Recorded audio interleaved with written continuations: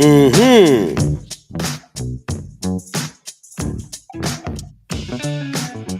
Sure got a lot of energy for not getting no sleep. We here.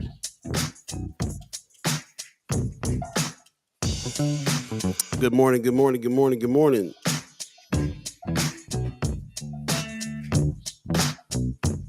You know what time it is.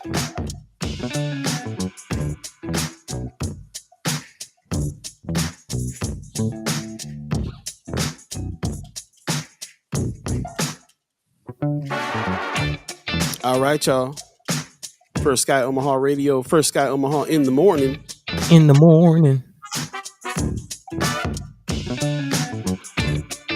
In the morning. I like that harmony there.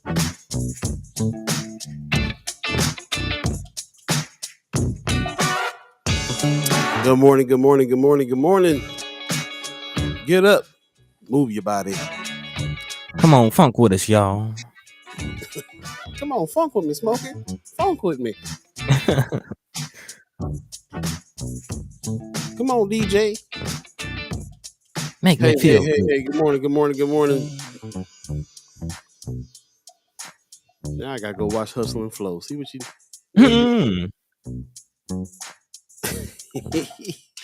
Wednesday, August 10th, 2022. What's happening, y'all? Hump day. You know what day it is.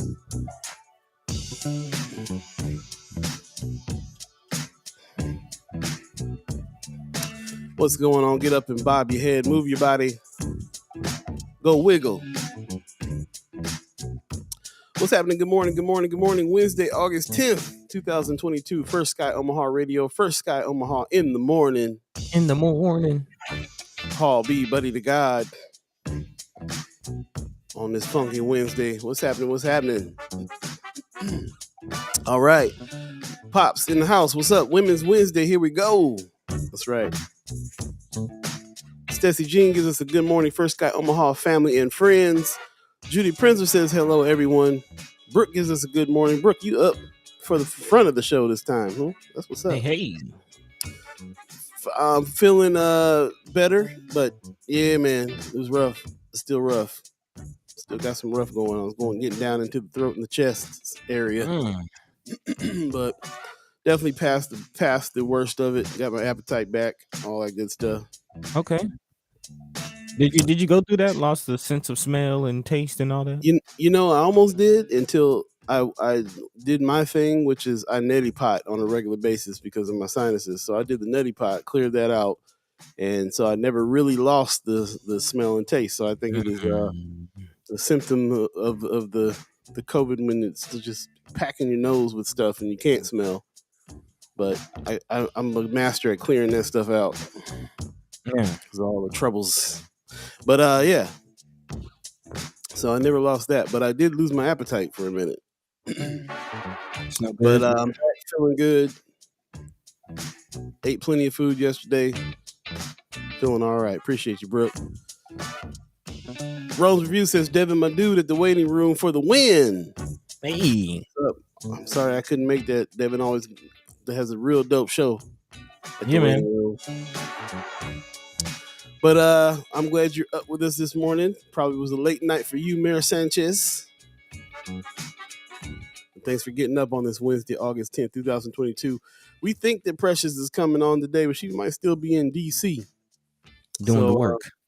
I just sent her a text and see if she's coming through. But thank you guys for all coming through. If you're on Facebook, please share the show so we can get the party started.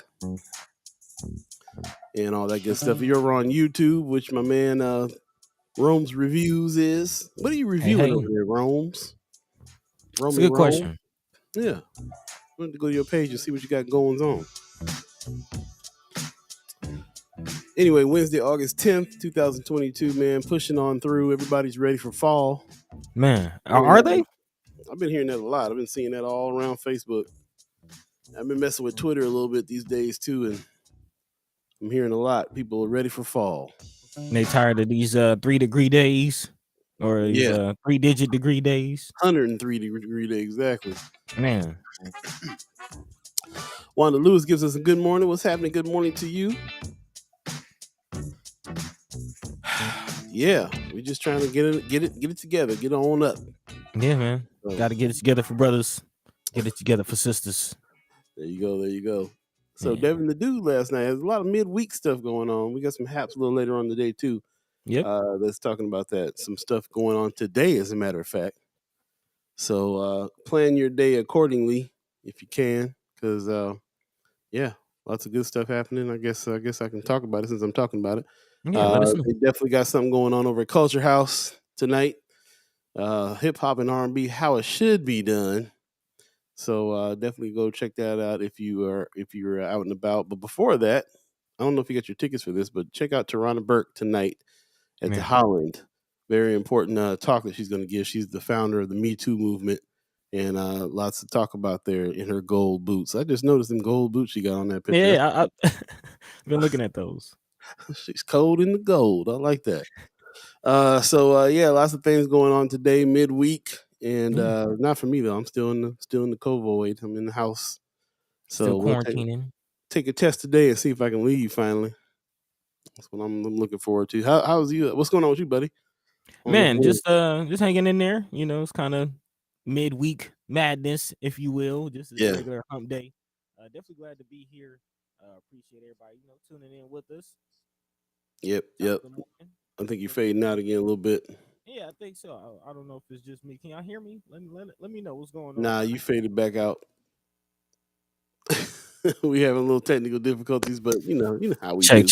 do. Yeah, see, it just faded out. Like it just faded into the. It's like, and your mic goes down. Yeah, man. I don't know what's going on with that. We'll try to figure it out throughout the course of the show. But yeah, hump day. Welcome. Yeah. That's another day in the life, y'all. But we definitely appreciate everyone hanging out with us and making it this morning, especially those of you coming at the ass crack of dawn. Appreciate you. There you go. What's going on with y'all? Let us know if you're up this early with us. What's going on with your midweek? How's your week going so far? Looking forward to the weekend already. What's going on? Let us know. And yeah, hit us up there. And also, thanks for dropping stuff in Friends of First Sky Omaha always. Also, I got to give a shout out to my 630 crew over on the radio channel. I forgot. I remembered to hit the button today on the mix. So I hope that you guys enjoyed that. I know my man Mark Matter is over in New Orleans right now. I'm kind of jealous about that. Okay. So he's over there having some fun. That's what's up. Christy Nor in the house. Good morning. Good morning to you too. Appreciate it. Yeah, so we're just sliding on in on the hump day. I got an unusual amount of energy for the lack of sleep that's been going on here. So I guess just excited about some of the things that's happening in the news today. Yeah, and I guess on that note, let's go ahead and dive into it. Get this thing going while you still energetic before we hit a wall or anything. But there are, like you said, a lot of topics to dive into today. So as always, we'd love to hear your input. Let your mind be free. Let your voice be heard. Chime into the chat. And even if you're a ghost listener out there, maybe even, bring the conversation to your friends, your family. That's also important for what it is that we're doing. But yeah, man, we'll be diving into news that recently came out in regards to Governor Ricketts' decline to call for a special session in regards to abortion ban. So we'll definitely talk about that. Of course, there's been a lot of anticipation on what Governor Ricketts will do on the heels of the Supreme Court's Roe v. Wade decision. So we'll dive into his latest announcement or lack thereof, if you will. Also sticking with abortion, big shout out to Politico, man. Just released an article talking about a Nebraska woman who was charged with helping her teenage daughter with abortion. So there are still those instances and issues, and that fight is still going on in Nebraska despite the special session not being called. But we'll dive into the particulars of this story here in a bit. Also continuing our conversation about following the money, gentrification or development and affordable housing, whatever you want to call it. We're going to talk about it, especially after the most recent announcement of the Spencer projects being torn down in the next phase of this whole 75 North project. Again, that is included in that. All the changes that happen at the Highlander location, also the changes that you've been seeing at Howard Kennedy. All of these are part of this larger project by the 75 North organization to revitalize North 30th Street. So again, we'll talk about this latest installment in the project, and also a few articles coming out about how our quote unquote brown brothers and sisters, and also our native brothers and sisters, are looking to survive, especially in the face of food disparities and food deserts. And there's actually a few articles talking about how they are approaching just putting food on the table, man. Because at the end of the day, that's what it's about. So we'll be talking about that. And then, of course, there's some more news coming out about Breonna Taylor and Ahmaud Arbery cases. So we'll get into that a little later on as well. As always, if there's anything on your hearts, your minds that you would like to discuss, feel free to drop that into the chat. Let us know. And, if we have the time, if we have the information, we will discuss it. But without further ado, let's go ahead and get this thing rolling. We got a lot to talk about today. Yeah, man. Let's make it happen. Welcome, welcome, welcome.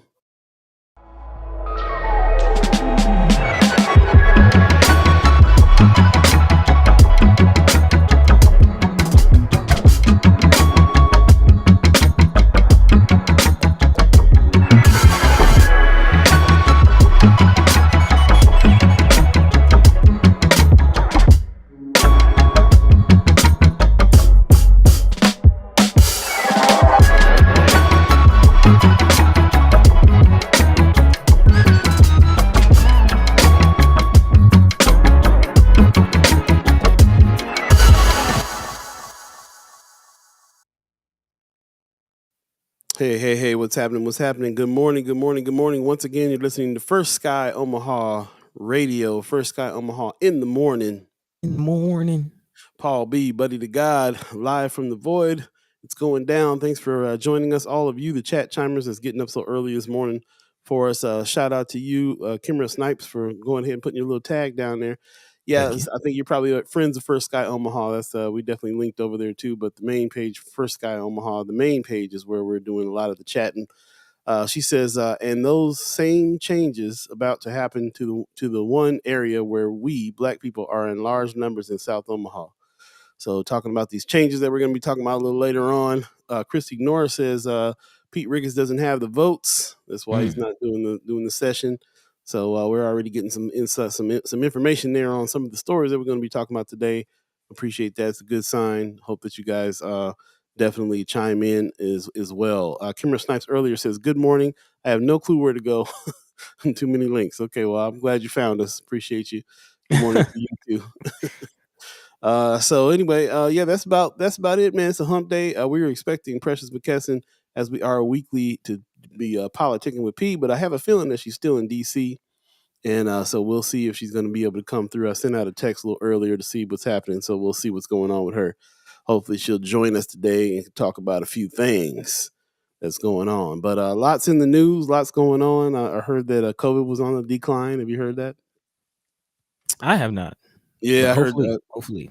Yeah, I hope so too. I wish I wouldn't have caught it before it went on the decline. Right. But yeah, so that's what's happening. But of course now we got to worry about monkeypox, and that's on the incline going on. So there it is. Brooke just put let's see, prosecute the teenager for abortion. Yeah, that's a story that we're going to be talking about. Is this police prosecuted teenager for abortion? Is this that article that you put in there, Brooke? Is that from is that a Nebraska story? Because I think we have that one already from Politico. Blackity Black gives us a good morning with some sunshine. Appreciate that very much. Facebook, Kimmer Snipes says it's an East Omaha thing. Real talk. Hey, yeah, that's right. It affects all of us on the east side of riders right here. So. Yeah. Thank you. I appreciate that article. Yeah, it's all over. It's definitely national news now. Politico got this article. Mother getting charged actually is along with the daughter on this abortion. So, but interesting stuff. Mm-hmm. But thanks, Brooke, for dropping that link, because that's actually another element to the conversation. I do want to use that article she just used because, yes, Paul, Politico reports on the mother, but I'm not saying the role Facebook played in all of that as far as the investigation, which is quite interesting. Yeah, it says this is the data Facebook gave to police to prosecute the teenager for the abortion. So, wow. Yeah, let's go ahead and dive into it. And that's yeah, man. Yeah, right. Fed book is what you call it. But yeah, man. Let's start off with the Nebraska news. as far as Ricketts' lack of announcement or lack or decision not to call for a special session to debate abortion restrictions. And as Chrissy Knorr is letting us know, it's all about the votes. If you remember, there was an attempted filibuster. Nebraska lawmakers attempted to pass a trigger bill that would have banned all abortions in the state upon the ruling. If you remember earlier this year with Ricketts going down to Texas and, being all buddy with DeSantis over in Florida. And of course, giving every inclination, every sign that he would follow suit and try to ban abortions in Nebraska. But again, it failed when it couldn't muster the 33 votes to end the filibuster against it. Actually, the final vote was pretty lopsided, 31 to 15 votes. So 31 to 15 votes. So again, that might lead to why a special session was not called and not some morality change in the heart of Ricketts. I know they was trying to say that. But the announcement came after Ricketts received a letter actually from Speaker of the Legislature Mike Hilgers, featuring signatures from 30 senators who all supported a special session to debate a 12-week abortion ban.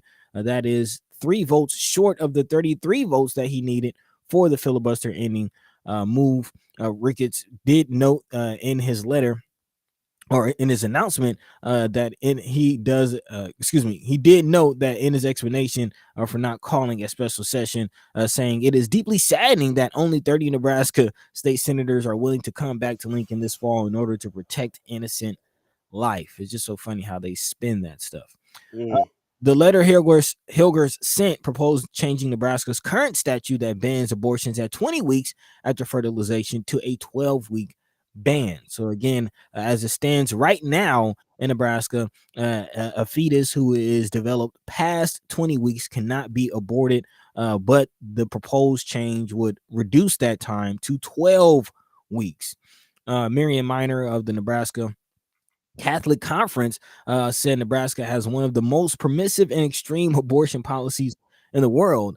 Hilgers also said he thought that the proposal would attract the most support within the Nebraska legislature, though he said many of the 30 senators who signed likely would support stricter restrictions. So again, every inclination that they do still plan to push forward with some sort of abortion ban, but as it stands right now, as Christy noted, they do not have the votes or the support.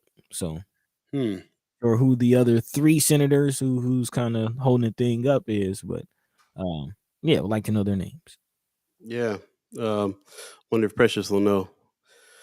Yeah, interesting stuff. Especially with that story of the Nebraska woman that just got charged with the abortion. When I'm thinking about what's happening here in that realm, and then hearing about this arrest that just happened, and the reason why, just as a reminder that this issue is really is not as black and white as sometimes I hear people trying to make it. It's a very complicated issue, and not just on a morality level or a political level, a medical level, all kinds of different levels. So it's not surprising. This playbook stuff, I feel like, was going on with him. He just got kind of backed into a corner where he can't do anything because he just didn't have it. I know there was a lot of senators that did a lot of fighting on this. Megan Hunt, put some respect on her name, leading the charge on a lot of that stuff. So it's not a surprise that the session is not happening. But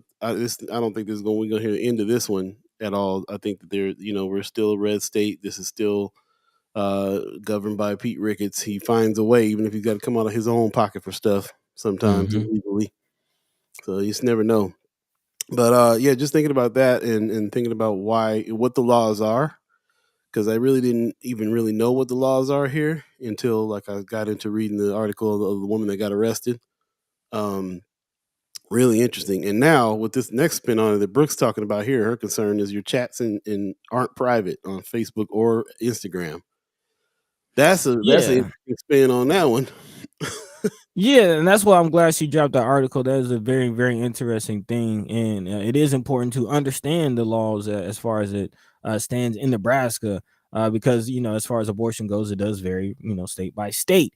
But in the state of Nebraska, as we just stated, 20 weeks is the cutoff. 20 weeks is the cutoff. Any fetus that is developed beyond that cannot be aborted. However, in this situation that's being reported by Politico, a Nebraska woman has been charged with helping her teenage daughter in her pregnancy at about.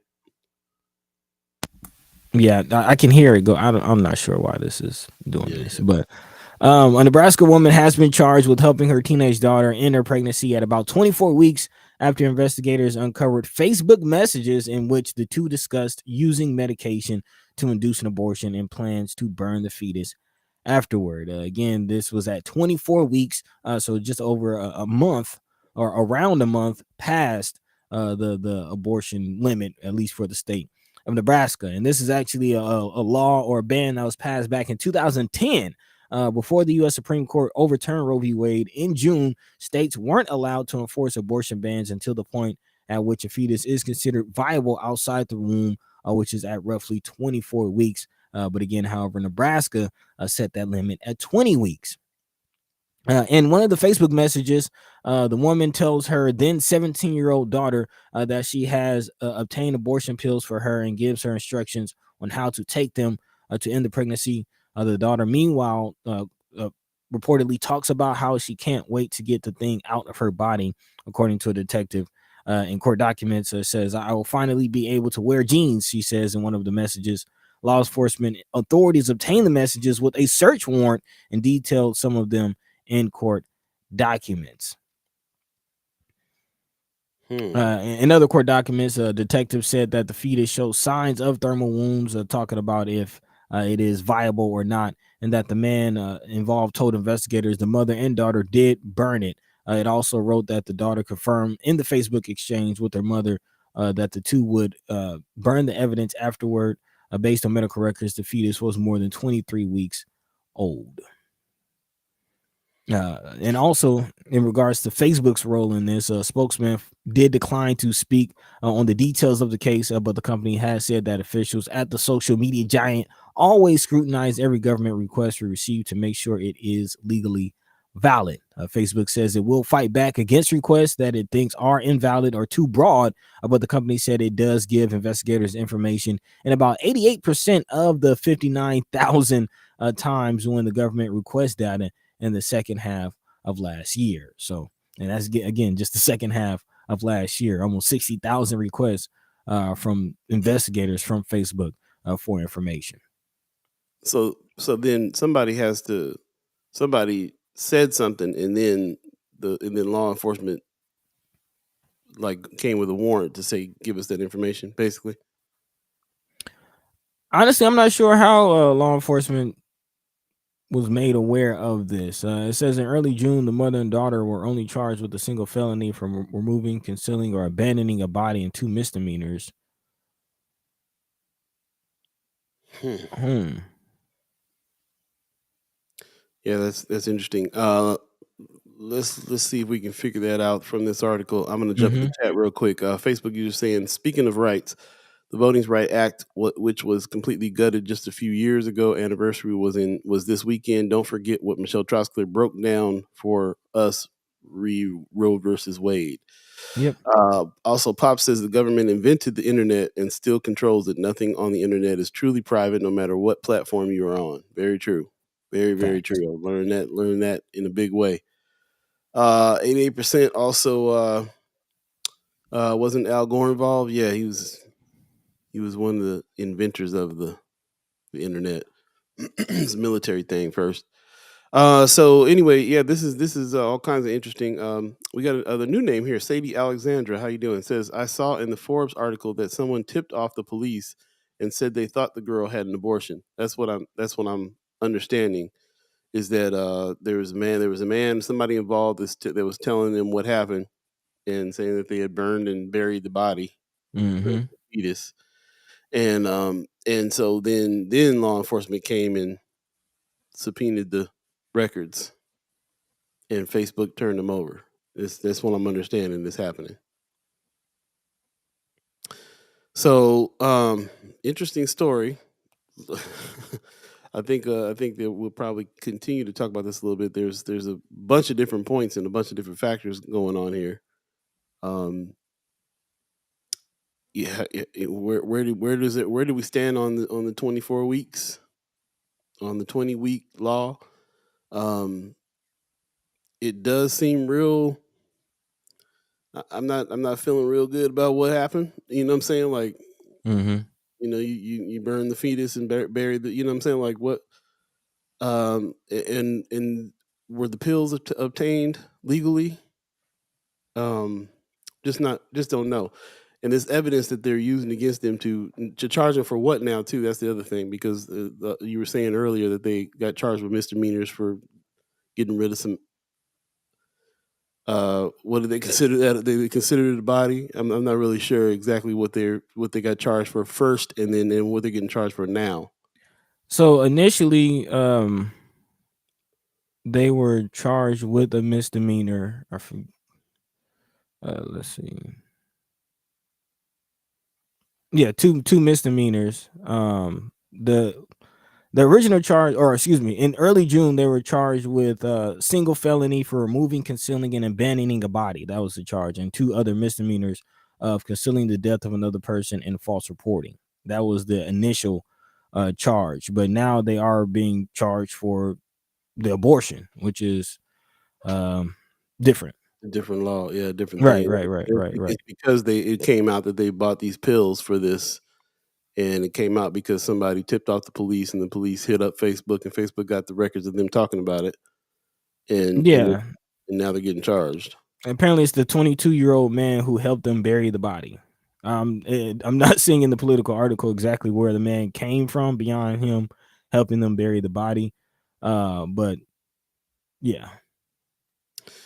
Facebook user Miss Erica Felt, how you doing this morning? Says people have caught drug trafficking cases with messenger screenshots used by prosecution that was given by Facebook with court order.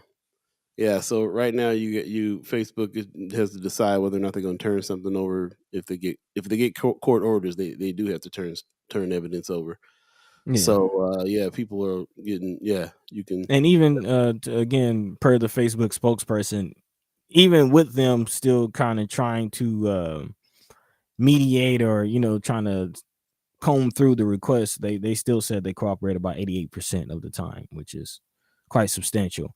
But I did find those were the initial charges as far as the hiding of the body, and there was 1 felony. But now the daughter is being charged with 5 crimes, 3 felonies, including performing or attempting abortion greater than 20 weeks, performing abortion by non-licensed doctor, and removing, concealing a dead human body. The mother is also being charged with a felony for removing, concealing, and abandoning a dead human body. In the chat, Christy Nora is asking, was she raped, molested? Did she have the money to pay for an abortion? I don't remember if those questions being answered in these articles. No, it just seems like she was just a young girl who got pregnant and didn't want to be pregnant and aborted the baby. Which is her right. I mean, it's her body. Well, not according to Nebraska after 23 weeks. So Sandy Alexandra again chiming in. Thanks for chiming in. You're over on YouTube. For those of you that can't see her, says makes me wish they could have gone to an actual medical facility for help to have it done safely and more ethically. These kinds of situations are going to happen far more often with total abortion bans. Yep. Yeah, that's for sure. Don't really know why they wouldn't have gone earlier to a facility, because it's not against the law here, right? They were past the 20. They were past the 20-week mark. That's why. Again, it was the fetus was at 24 weeks. Had they gone maybe a month earlier, they possibly could have gone to a clinic to do it safely and more morally. But again, it was past the 20-year or 20-week mark, which couldn't be done. Yeah, and then of course, like what is it? What's the significance of the 20-week mark? Where why is that the law here? You know what I'm saying? Well, that's the time at which it's all about, the whole question is whether or not the fetus is viable. When is it alive is sort of the question of the law. And as you see, the charges are about concealing a human body and consuming a dead body. And the question kind of hinges on, is a fetus a human? When does it become a body? When does it have the rights that humans have?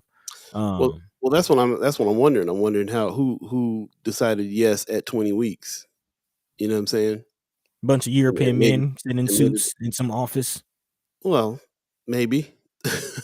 I mean, is it a law? Is the 20-week thing? It's obviously a law. So was it voted on? Just a lot of questions there on that. I mean, period. There'd be a lot of questions on that because it don't feel good if at 24 weeks for them. I mean, it could just be the wording that they're using too, saying abandoning a body and so on and so forth. They're treating it like it's a not a fetus. That's exactly what's happening. Right, but you know what like you said, there's the question about when it is, and I want to know who decided it was 20 weeks in Nebraska. Why? Where's the scientific evidence on that? Just jumping back in the chat real quick, Miss Erica Fell says, I think the reason why is irrelevant. Tamika Johnson says, so if the 22-year-old man helped burn or bury the baby, then he is the snitch. Okay. Yeah, I wonder why he's not getting charged, if they're getting charged for some of this. He has been charged with a misdemeanor. Okay. Christy Norris says it's $1,000 for an abortion these days. I didn't know it cost that much. Brooke says she was like 6 months pregnant. That is pretty far along. That's a while. That's a whole baby. Is what you're trying to say? Whole baby. Pop says I believe so, but for sure the government is deeply involved, even when with the deep. Oh, you're talking about the fact that the government knows everything. That has records of everything that's going on. Miss Erica Fell says, a fun fact, I didn't know I was pregnant until I was almost 6 months. I had a regular period every month. That's not rare. Also, Facebook, also Miss E says, because it's about terrorizing women, he isn't the focus. Why he's not in trouble like they are for the same thing. Christy Norris says, most fetuses can survive outside the womb with medical care, of course, after 20 weeks. Okay, lots to it. I just wanted to bring it up because I think it's an interesting situation here with what's going on with Roe v. Wade, the climate. What we were wondering what our state was going to do. Pete Ricketts we thought he was going to chime up. He doesn't have the votes to chime up, but it's interesting that there was still an article recently where someone is getting charged with an abortion in this state, and the reason why. And also the side reason here about the Facebook messages and stuff like that. How that stuff can get you. If somebody says something, the police can come and subpoena those records, and then everything that you wrote and everything you messaged, your private messaged your family about is on display. Yeah, I mean, it's not private. I think it is stated in the use contract when you make your Facebook account that you don't own any of that stuff. Facebook owns the servers, they own the data centers, which all that stuff is stored in, and you most likely give permission for them to share your data and sell your data to third-party companies. That's the nature of the beast. Interesting. Let's take a break. It is 7:34 right now. If you believe in the concept of time, you're listening to First Sky Omaha Radio. First Sky Omaha in the morning. Hall B, Buddi3 Da Gawd. Appreciate everybody who's chiming in the chat on these subjects. We're here to present them and discuss them a little bit. So thanks for the discussion. If you're on Facebook, do us a favor and share the show so we can get more people into the discussion as well. And if you're over on YouTube, we appreciate you. Thank you. Like and subscribe, all that good stuff. And let people know, tell a friend it's going down. I really appreciate that. Also, let's see, one more chat here. Brooke, I only knew I was pregnant because my body, they're having a discussion in between each other. Okay. So yeah, lots of discussion on this, of course. And we are expecting to be politicking with P here pretty soon if Precious is back and is up then we will talk to her. I have a feeling that she might not be. She might be out of town still. I haven't heard back from her like I usually do. So we expect that we'll have her, but if we don't, then we'll move on right along. So just stay tuned. We'll be right back. Again, you're listening to First Sky Omaha Radio, First Sky Omaha in the morning. In the morning. Oh, sorry about that. Paul B. Buddi3 Da Gawd. I don't mean to encroach on your harmony there. We'll be right back. Stay tuned, y'all.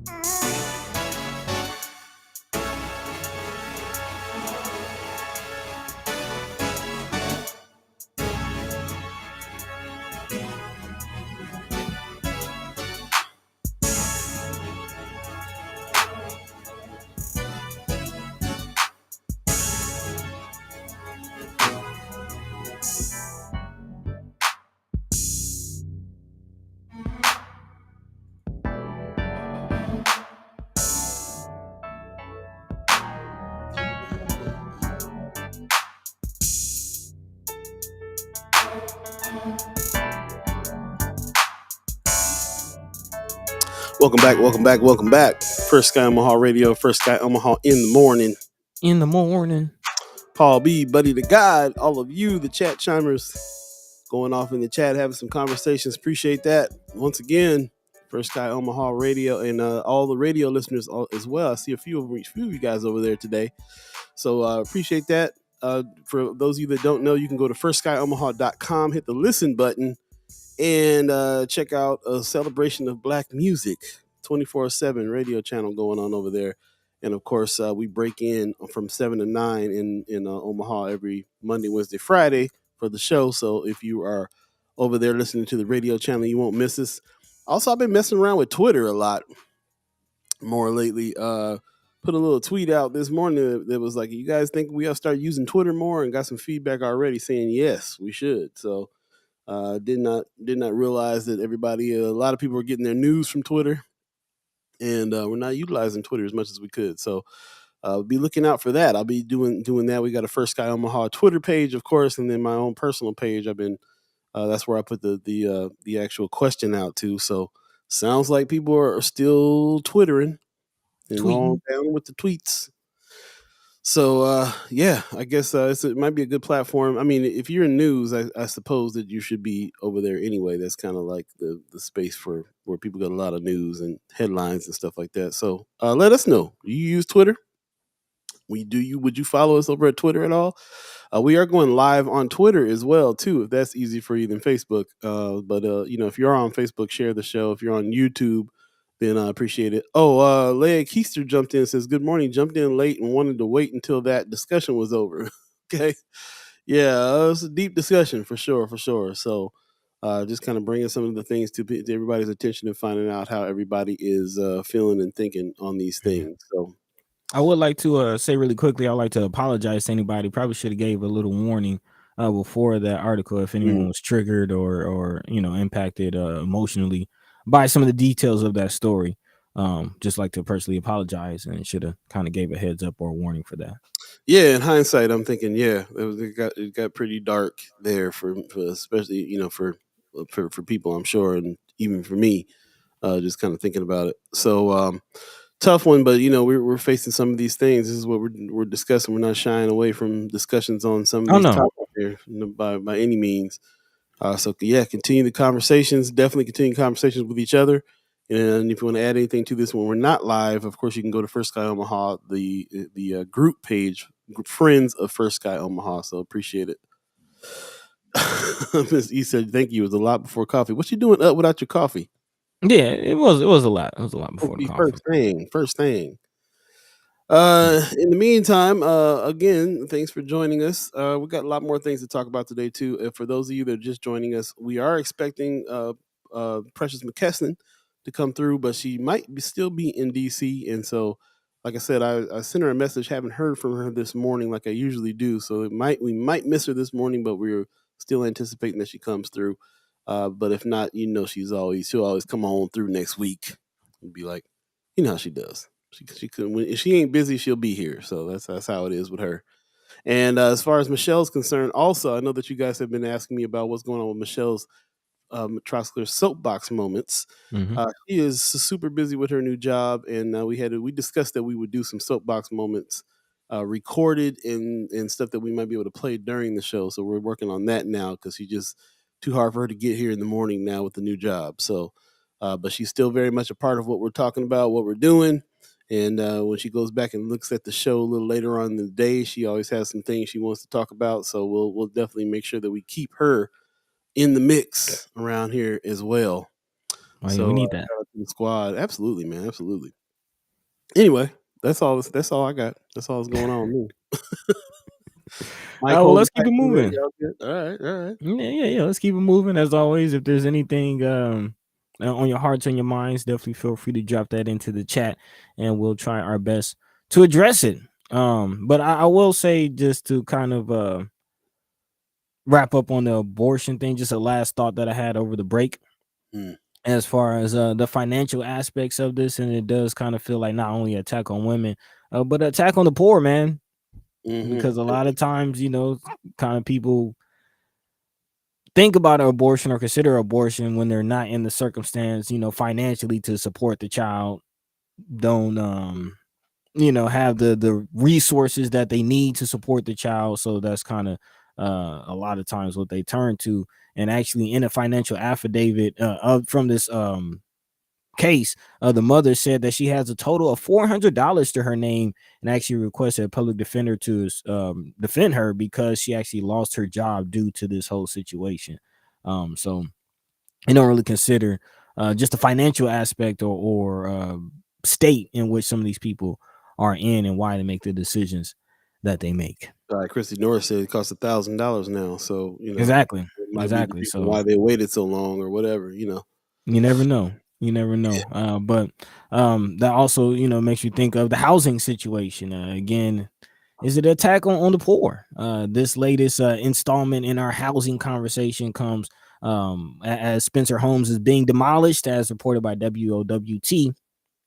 Again, Spencer Homes, located at 30th and Spencer Streets, actually one of the iconic housing projects in North Omaha, was built back in the late 1950s as a post-war housing complex. Again, it was built as a lot of families and active duty members were coming home from the war and needed a place to be. And over time, it really became a place where individuals and families who needed income support were staying. That's according to Joni Poor, who's the CEO of the Omaha Housing Authority.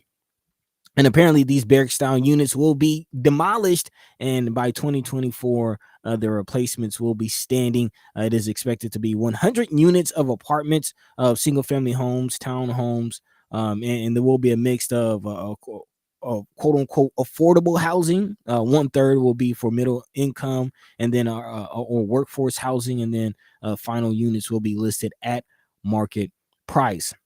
According to Ms. Poor, she says that the units will be indistinguishable, so there will be no difference between the market price units and the affordable housing units. She says what we really want to do is to create housing in a neighborhood where everyone lives, not just something where we concentrate poverty in one place, which is a sentiment I can agree with, but I have to kind of see if the way they're going about this is a way to do it. The project comes as a part of the larger revitalization project, of course, led by nonprofit 75 North, as I mentioned earlier. Again, the Highlander project, as well as this Spencer project, as well as some of the work that you've seen around Howard Kennedy Elementary, is all a part of this whole revitalization project by 75 North. And actually, they're using a $25 million HUD grant that they received to move forward with the Spencer Homes demolition. And also that money helped pay for the relocation of the residents who also live there, who, according to this article, will get the opportunity or the option to move back once this project is completed. So some of the residents have been moved up to the 75 North complex. Some have been scattered throughout the city. So yeah, that's always a question that we have on talking about these projects. Where are the people who live there now? Where are they going? So it is nice to hear that, some finances was, directed towards relocating them, helping them with that process. And the fact that they'll be getting the option to move back is a nice notion. I sure would like to talk to somebody that got that that help there, and if it really did help, and where do they move, and all that good stuff. That'd be Yeah. good to know.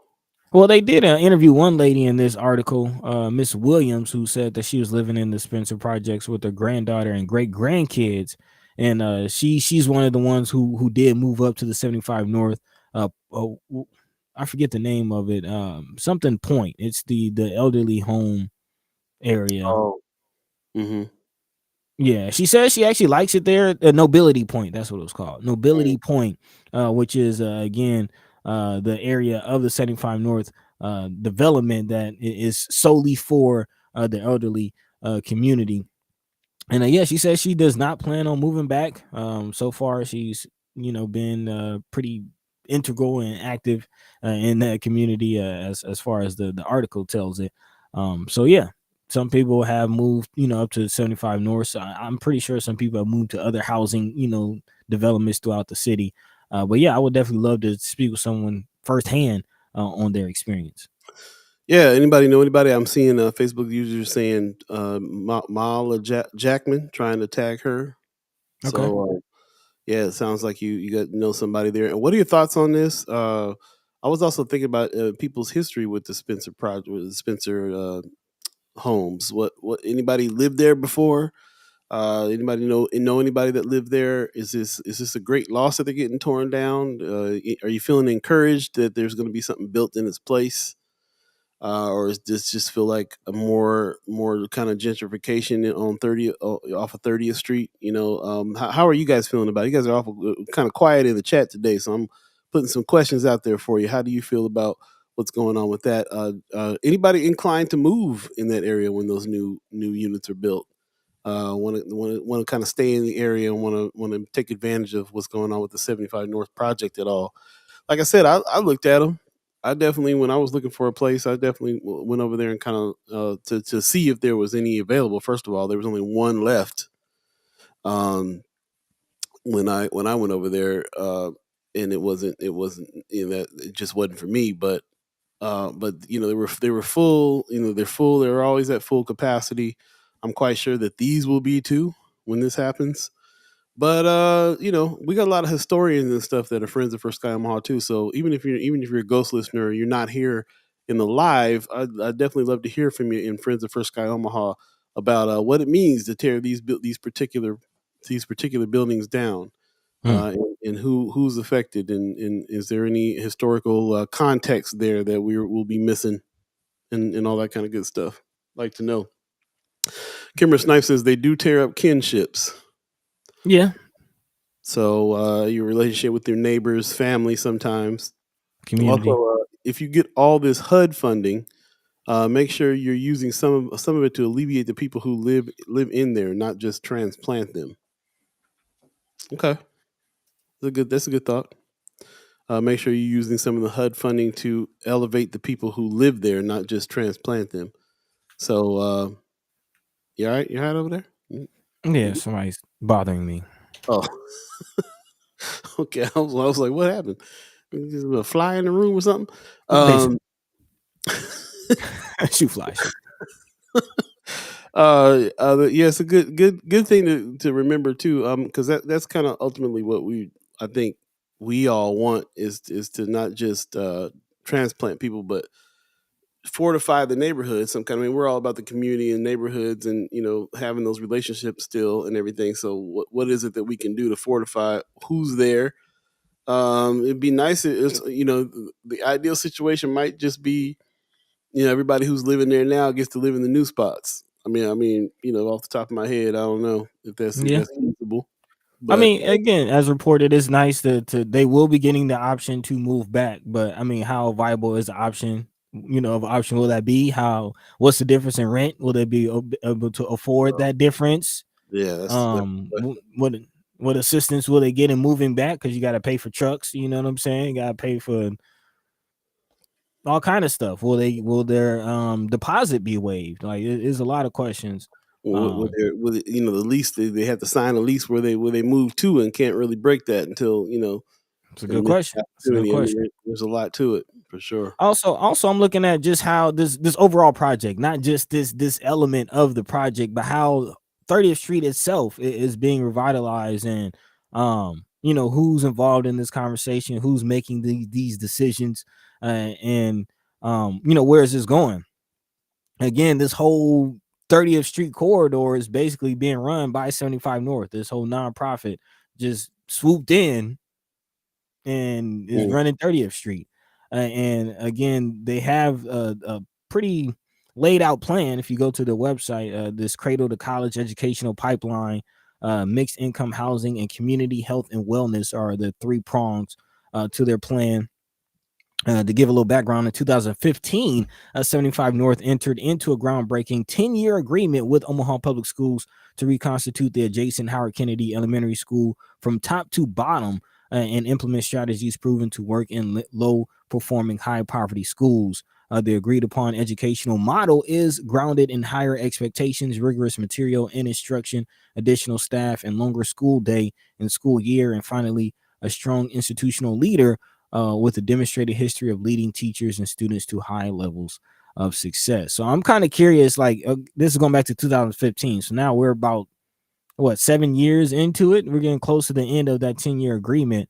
What improvements have been made in the education of that area? Like, I'm looking at what is the full impact of this whole project, not just tearing down projects, tearing down buildings and, coming up with affordable housing, but it seems like this is a whole multi-pronged approach. What is that impact? What is that looking like? Definitely with us being several years in.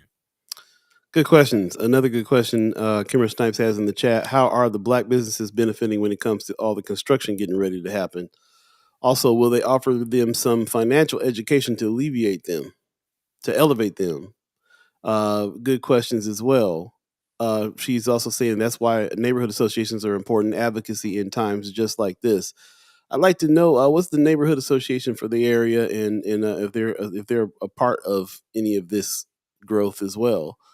I don't remember hearing anything about there being an education factor to any of that growth. We had Othello Meadows on when it got started, when this whole thing was getting built in the first place. And I don't ever remember even him discussing anything that had to do outside of the project, outside of the building of the project. So, not sure. Von Chapman in the chat says all my friends and some of family lived in Spencer projects, and none money's coming from any of the programs of address poverty or crime. We're back. We're definitely back on that. Is any of this is new housing in these areas addressing the poverty in these areas, the crime in these areas, the lack of financial backing in those areas? Wanda Lewis says, I'm just not a fan of prefab press board structures. It's opportunities for developers to tear down and rebuild again eventually. It's a cycle. They do not want to build anything that will last long term. If you tear down brick structures, then replace them with brick structures. It's a good point. That's a good point. There is a shelf life on a whole lot of these kinds of the way they do construction these days, for sure. They're not lasting hundreds of years like the old brick stuff does. So what's the plan? What's the reason behind that? They still could build with brick if they wanted to. I mean, quite honestly, if it's prefab, so what? What's going on inside the walls? Is my question. Like, if it's prefab and there's programs and there's actual things that's impacting the community and there's actual change coming to the community, I don't care if it's prefab. Well, I think that if we're talking about, we'd have to be talking about ownership in order for us to be really talking about what's there, because I don't really care that it's prefab, even if it's apartment complexes. If it's apartments, then people are going to stay there as long as they're going to stay there, and then they're going to move. And if we're talking about, can you build some stuff that we can have some ownership of in the area, then I definitely want you to start building with brick. You know what I'm saying? Like, so that's the real question to me has to do with that. What's what's going on with the ownership here? We're not talking about building any wealth, any ownership, any any helping anybody buy any property or any of that with this stuff. We're just talking about housing. Seems Yeah. seems like not enough thought. Seems like a too quick of a thought. Kimmer Snipe says, and what are they doing to help the residents become homeowners? Exactly. That's my point. And Yeah, going back to that's your a good point, point. man, this education thing is really tripping me out. We've had a lot to do with talking to a lot of people that were involved with that project. This is the first time I ever heard that they were supposed to make some changes there, that they had teamed up with the schools and all that. I know I didn't look into it as deeply as everybody else did, but I would have heard by now something. Like you said, I'm, we're 7 years in. exactly. We're 7 years in. I have seen some of the, like, they did do some construction at Howard Kennedy. They did just build that learning center. They did close down the stage. I mean, there are those things, but my question is, what is the impact? Have test scores gone up? Have more students, secured scholars? I mean, this is 7 years in now. Have any of these students gone to college, secured Do, scholarships? does anybody in the chat know, or anybody listening know, who have any kids that attend the learning center? Who's attending the learning center? I don't think I have anybody in my family that attends the learning center that has attended that. It's a good point. Also, not leaving out the other prong to this whole plan. So it's education, housing, and health and wellness is the third one, which is also a question because, as far as I'm concerned, North Omaha is still a food desert, including this 30th Highlander area. And apparently 75 North seeks to create an environment that is conducive to residents' ability to live full and enriched lives. We want to bring opportunities to the neighborhood that may not have been options until now. High quality, innovative programming focusing on entrepreneurship, technology, art, and music has largely been missing from Highlander. We've created partnerships with Creighton University, Metropolitan Community College, AIM Institute, and Whispering Roots to bring programming in the areas of health and wellness, higher education, and technology to the neighborhood. The hub of these activities are partnerships are located in Highlander Accelerator. Again, has anybody been a part of any of these programs? Has anybody seen any of this? I've seen Creighton and Metro and AIM. I've seen their logos around the building, I've seen Creighton. but There's Creighton students in there all the time, especially at the Creighton students, coffee shop. Yeah. Creighton students who are paying $60,000 a year for tuition. I'm talking about the people in the community that Right. they're saying that they're enriching their lives. Has anyone been or heard of or seen or caught wind of any of these entrepreneurship, technology, art, and music programs? Good question.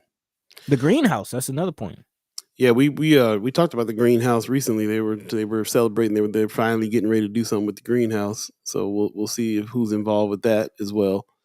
I know a lot of people that have gone to events and stuff there at the Highlander. I know that there's like movie night out and stuff like that. So they got things you can do. But like you're saying, are they taking advantage of any of the programs that they were supposed to be attached to these things? And it's also a weird thing to live there. You kind of have this situation where if you live there, you still got a ways to go before you get to a grocery store. It seems like if they're building a community like that, they would have more than just restaurants to go to in those areas. And quite, I'll be honest, man. No knock to Best Burger, no knock to Big Mama's, but it's not the healthiest of options. Well, you can't afford to eat out every night anyway. That It's not too. it's not it's you got to have those options of restaurants, but you also got to be able to go to the grocery store too. So it's not really set up to for you to just be there and build community out there. It doesn't seem like to me. You have to get in your car and go do something else somewhere else. Von Chapman says this program began as a purpose-built program for the community. It turns out it's a purpose-built. Real purpose is to address the bottom line of the builders and developers. Where's the partnership with the grocery store? I was just saying that. And again, so I'll tell you a little story here for a second. First of all, it's 8 o'clock right now. If you believe in the concept of time, You're listening to First Sky Omaha Radio, First Sky Omaha in the morning. In the morning. Paul Beee, Buddi3 Da Gawd, all of you, the chat chimers, for sure, definitely chiming in on this conversation here. Been wondering about what's going on with 30th Street for a while. So when I was looking for a place to stay last year, I definitely checked them out. They only had one unit left. I had to call a couple people. So we've had Othello Meadows on the show. I think at the time Alexis was running it. Yep, Alexis Bromley. Right. And so there was like people there I knew, but I kept getting diverted to the parent company to talk about. I wanted to talk to somebody there that I might have talked to before that I knew. and really it was such a corporate experience of just like, here's the parent company, talk to them. Oh, we only have one unit left. If you can't, I think we got somebody for that. But here's the other properties that we have in town that you might want to look at. And they sent me to like 5 or 6 other properties all over Omaha that they also own to see if they can get me in a unit somewhere. And it was all such a just like super, I don't know, it was just such a super corporate, and I was already really intimidated by, okay, now I got to show income, it's got to be 30%, I got to, the whole process already, and then for it to be so way out like that. I mean, it was just interesting. It was like I was trying to call in my neighborhood down the street from where I'm already living to try to live somewhere there, and I got real shuffled around to the point where it was like, well, then I guess we really don't have nothing here, but here's the 5 other properties that we got. Here you can live out on 109th Street, and you know what I'm saying, they own a lot of properties. They own a lot of apartment complexes. We talk about the ones on 30th Street and the ones coming, but there's 75 North stuff all over the city. All over. Well, yeah. So I don't know, building communities. How does this match up? Wanda Lewis says you cannot put your child in early learning program and plan on working 8-hour shifts. Very true. She says most early learning center dismiss at 2 p.m. That's the time you have to pick up your children. There's always stipulations. They also want to break you off a little piece. Vaughn Chapman says, has the median family income of OPS test scores improved since the program began? That's the question Buddy has there. I'm not sure. I can't remember who the parent company was. I might have just been talking to 75 North. I can't remember. It seemed like it was a different company though, from what I remember. But it definitely was not like anybody that I knew there. And we've had people on the show several times. We're back in Mind and Soul days, so not sure. Wanda Lewis says also income based. That's the other thing too. So sliding scale, however much money you make is, they're you gotta prove all these things in order for them to give you a price. Not I don't know. He says, why not call North Omaha Buffettville? Nah. Yeah. I guess you won't be too far off. Yeah. Anybody live up and around that area? I know Kimmerer Snipes was talking about they have the same kind of situation going on in South Omaha. Canopy South is the South Omaha version of 75 North. I wonder if they're related. So you got the same kind of situation going on. It sounds like over there with Canopy South. Are they also supposedly having partnerships with the school board and everything else too? Improving education in the area and all these other programs.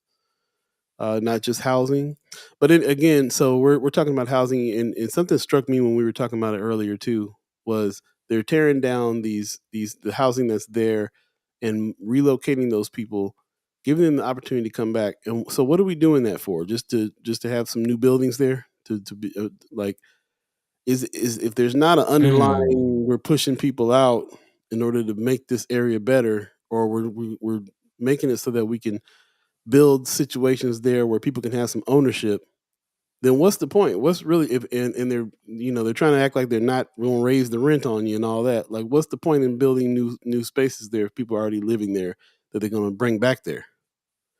Just so that people can have a new space? Not, you know what I'm saying? No, that's a good question. It's a good question because to follow that track, like if you're not gonna, so when these people do come back, will there be more jobs? Will there be better transportation? Like, what other elements in their daily life beyond just a new building will lead to their lives being improved? It's just the beautification of 30th Street is what we're looking at here, or what? Because it's obvious to me that it's not about the buildings that's there; it's about the people that are living in them. Hopefully, it's They about want the to people. move them out.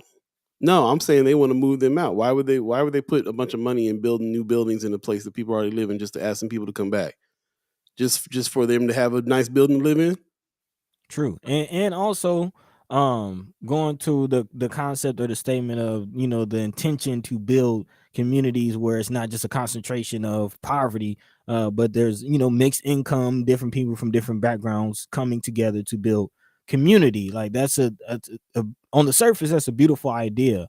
But if I'm making enough money to afford market rate, am I going to move to North 30th, where again there's no grocery stores, no real jobs? So they're trying to get people to move there? Is that what? I mean, a lot of times you build new fancy buildings so you can get people from that are not there to move there. Well, they said a portion of these units, there's going to be 100 units. A third of them will go to affordable housing. A third of them will go to mixed income workforce housing, so kind of your sliding scale.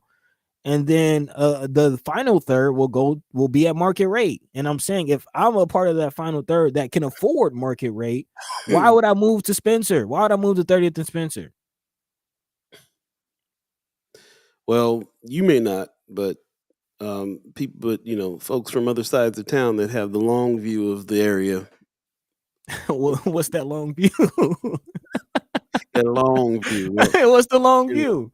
That they're moving all of the people that are there out and making it gentrified. I mean, what else? Why else? Christy North said there is supposed to be senior housing built somewhere around North 30th. Yeah, that's this Nobility Point is what it's called, unless they're expanding that. But currently on in 30th, the Highlander area, Nobility Point is the kind of the area that they just built, kind of closer to Parker Street. Kimmer's Knife says, I feel like Canopy South had communicated more, but I also went down there in 2016 and raised holy hell. She says that's not comforting for North O, or as we get ready to have this happen over South. Von Chapman says, follow the money, connect the dots. Let's answer a lot of these questions that I got. I try to stay in their neck, but these have to be united fronts.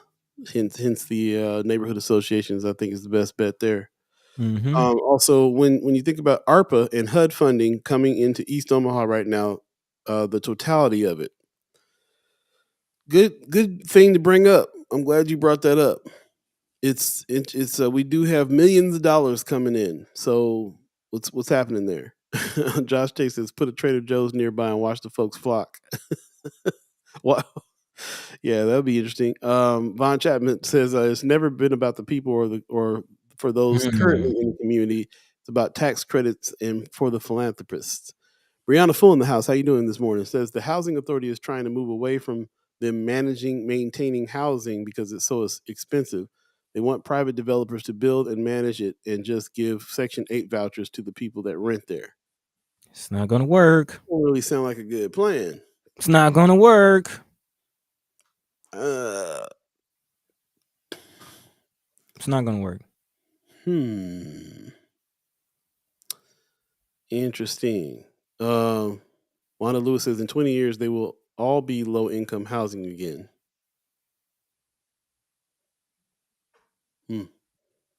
That's a thought. I have some interesting news. Well, not necessarily news, but a connection as far as brother Von Chapman saying connect the dots, right? Right. Purpose-built communities is what we need to be looking at. Okay.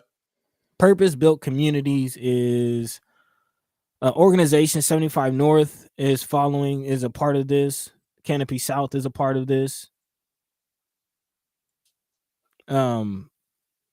Purpose-built communities is also the organization that's behind the Beltline that's being purpose-built communities is an actual organization. It's an actual organization that has this whole revitalization gentrification plan that's being used in several states across the country. And 75 North and Canopy South are using their plan as for what they're doing. I mean, and the three-pronged thing is the same: mixed income housing, cradle to career or cradle to college education. So there's education, and then community vibrancy or health and wellness are the three things. But as we've discussed in the past, man, even down here in Atlanta, where some of the purpose built, they're someone asking in the chat, they just did this process in Atlanta, and it's led to gentrification. Is what has happened. They basically revitalized or developed around the Beltline, which is the train track that surrounds the whole city, and a lot of the areas are just like microbreweries, bars. I mean, coffee shops, bike stores. I remember this. This is the same company. It's the same company, the same plan, and basically all these nonprofits are popping up using this company's plan. So when we're talking about purpose-built communities, that's an actual thing. That's an actual plan. That's an actual organization. That all of these it's the playbook, if you will. I remember this now. Kimber Snipe says they went to Atlanta to see how it's done. I remember us talking about when they went to Atlanta to see how this is done. I remember that. So interesting. It doesn't feel too much like maybe that's why there's this feeling of like you're not really taking what's going on in consideration as much as you might need to. What you mean? You're coming in with an outside plan and just doing stuff because it always feels a little bit like there's like we're how many conversations are they having with people around 30th Street before all this stuff got built? That's my question. And also when we talk about what has actually made the impact in Atlanta, it's not these purpose-built communities. It's the change in the contracts. Like a lot of people that I've talked to are saying like once they open up these contracts for minority contractors and a lot of the development that's happening, that's how we benefit. That's how the small guy, if you will, benefits from this development, is by getting in on the construction of it, not coming in and being consumers of this. We need to be developers. We need to build. We need to construct. That's how we eat. That's how we grow, not just consuming. Construct and build, construct and manage. Yes. Because a lot of the properties and a lot of the stuff out here is also managed by us. That's not what we're seeing in Omaha. Well, that's what they're saying that's what the ARPA funds are supposed to be directed to help construction companies turn into development companies so we can build, develop, and manage these situations more. This is not. I don't feel like what we're talking about right now with Spencer is connected. No, it's not. That's what I'm saying. You got the Justin Waynes and the Terrell McKinney's who's actually trying to push towards something that will create actual change, and then you got these other guys. Yeah. Interesting stuff. Okay. Well, I think we got a grasp on a lot of that. If you got any more questions or comments, definitely throw them in the chat. Appreciate everybody's comments so far. Josh, I do. You got stuck in my mind about this Trader Joe's. Because it's funny that you bring that up because I'm always talking about when I first got in town, everybody was trying to get me to go find out what's going on with the Allen Showcase building and start a new Allen Showcase. And so I went to go talk to Mike Maroney and it never came about, but it was also partly, he gave me some stipulations, like if this can happen and this can happen, then maybe we can talk about it.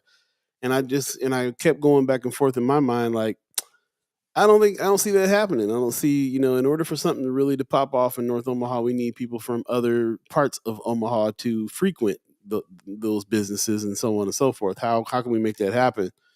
And so then, my mind goes to all these kinds of ideas, perhaps like Josh is saying, the Trader Joe's in town would bring a whole lot of people around.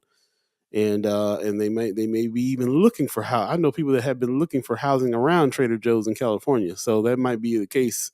Like you said, a third of it would go to folks that didn't live in the area, and that might be something that they would come for. So it sounded way at real wild when he said it.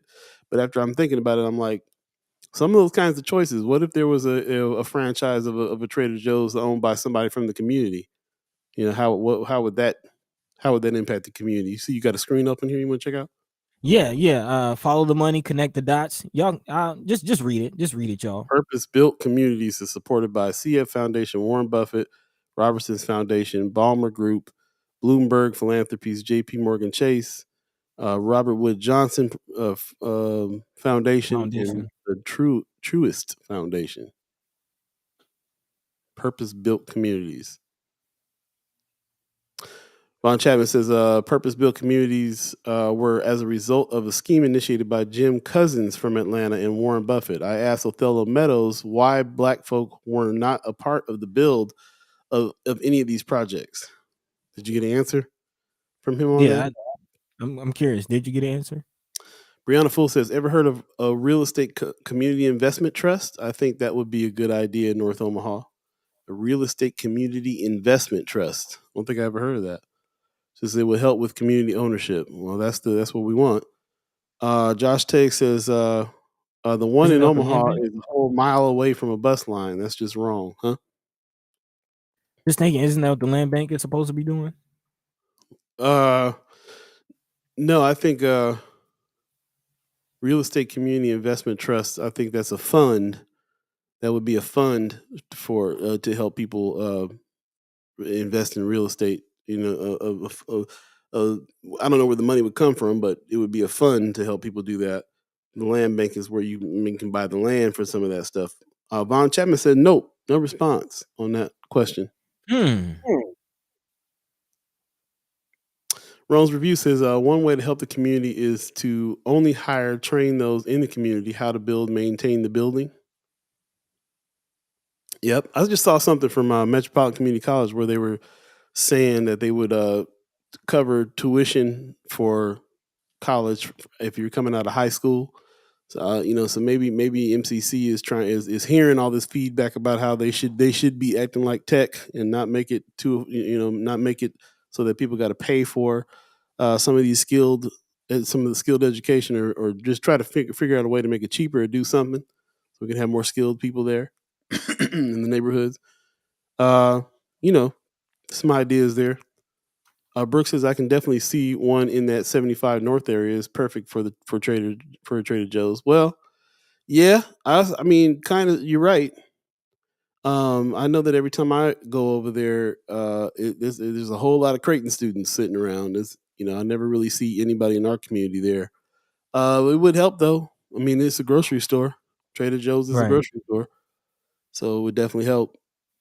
We're going on and on here. 8:18 right now. If you believe in the concept of time, we could take a quick break and come back and we'll talk a little bit more about these things if you guys so want to. Pop says about Trader Joe's. Every place I've lived in, I looked at the area first. So far as stores, banks, etc. When I find the area I like, only then do I look for the home I want to live in. That's kind of my point too. Same here. And your point, like, why would you move over to Spencer when there's not even a grocery store nearby or nothing? That's what I'm saying. These new shiny apartments, and I mean, what happened to the apartments that they built on 24th? How long did those? Does anyone even still live there? Like, how long did it take for those to get built or get filled? Which ones you talking about? The townhomes down on 24th Street, the Deuce, like. Oh yeah. Kind of by Boys and Girls Club. I think they're full now, but it took a long time for them to get full. Exactly. How long were those sitting before people had decided to say, "Hey, let me move over there"? Little minute. There you go. Brianna Full says, "I heard they might put a Trader Joe's downtown." Interesting. Oh, by the TIF district you talking about? I gotta hop on the Orbit and come to the TIF district. So we gotta hop on the Orbit out of Buffettville. And yeah. What about North Omaha? Stay tuned. We'll be right back. First Sky Omaha Radio. First Sky Omaha in the morning. In the morning. Call Beee, Buddi3 Da Gawd. We'll be right back.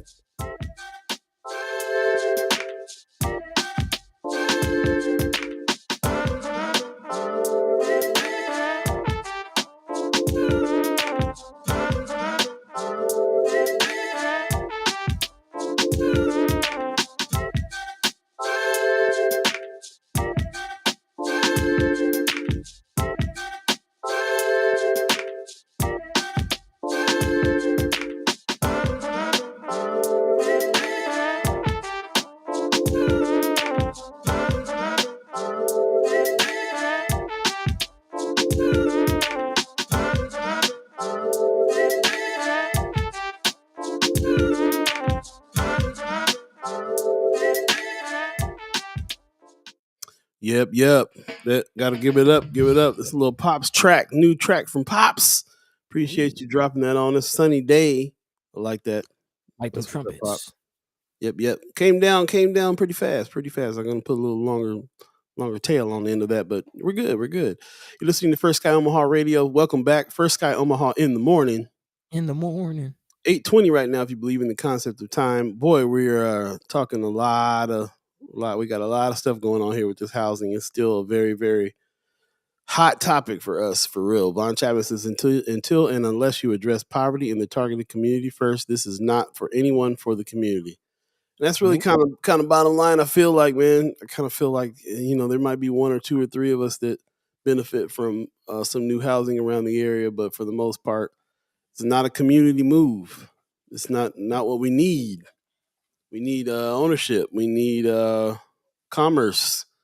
We need a lot of different things in the area in order for the area to thrive, and the community in the area to thrive. The people, But I will say, I think, I'm appreciative of this show. I'm appreciative of this platform and these conversations, because I will say that I do notice a difference in what a difference in our conversation, because early on, we wasn't quite sure. Like, we had the question of what does it look like? What would, community, what would we like to see?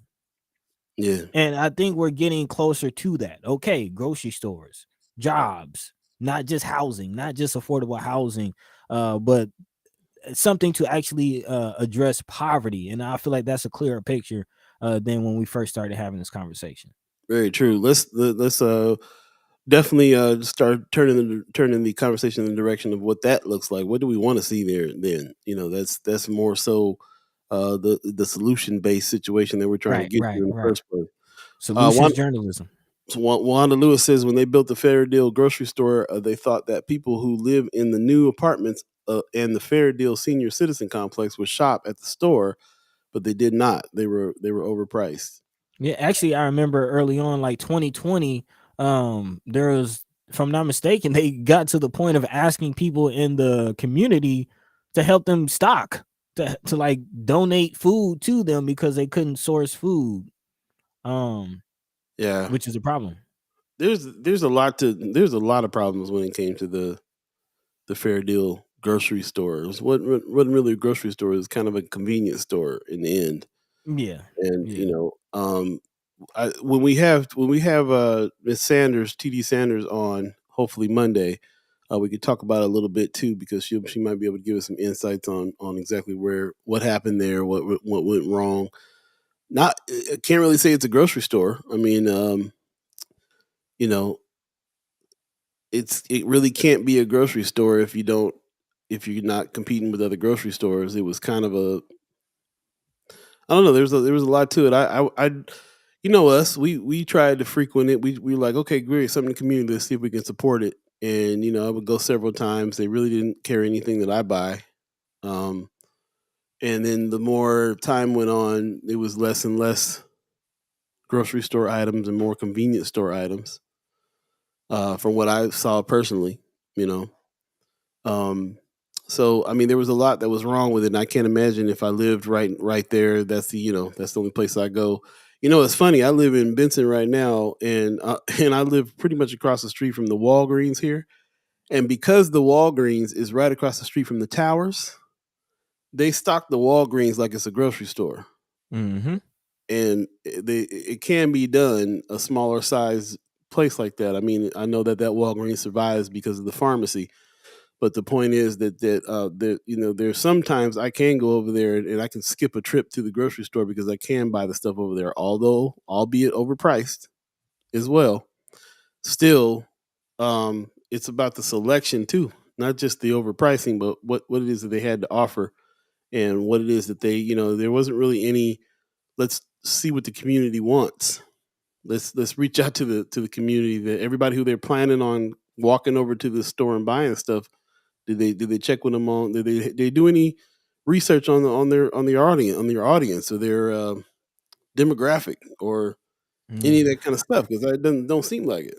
I'm just thinking back to like the days when like my grandma would send me to the meat market that used to be on 30th, like frequently. Like there were And I just thinking back to that, like it felt like there were more, even with Aldi's being right there on 30th, right 30th in Sorensen.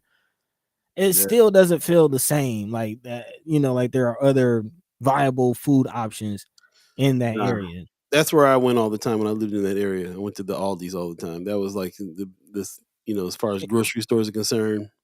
And what was that shopping experience like? I mean, it's just like in every Aldi's. So I mean, it felt normal.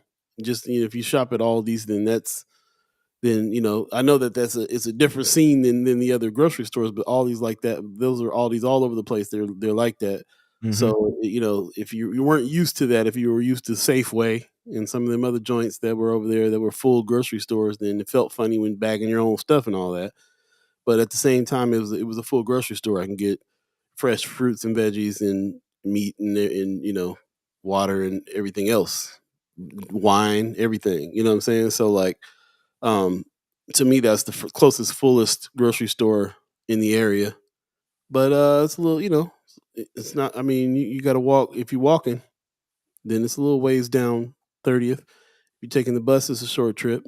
You just got to drive. That's fine. People who drive to the grocery store. I'm not saying you don't need to drive to the grocery store or get a ride or take a bus or whatever. But it still definitely feels like that's the only choice. And I guess that's my question: is that enough? I do want to pivot real quick. Stick with this topic though, as we're talking about not just housing but food. This is a very important aspect to community building and upward mobility, because health is definitely wealth.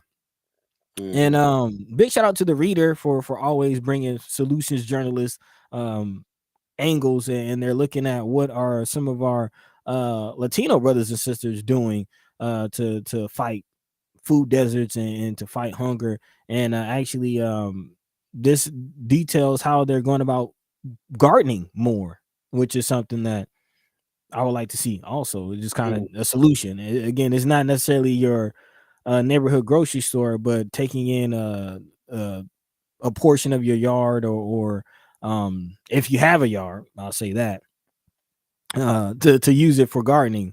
Nobody apparently there's North got a yard. You said what? I said nobody at 75 North got a yard.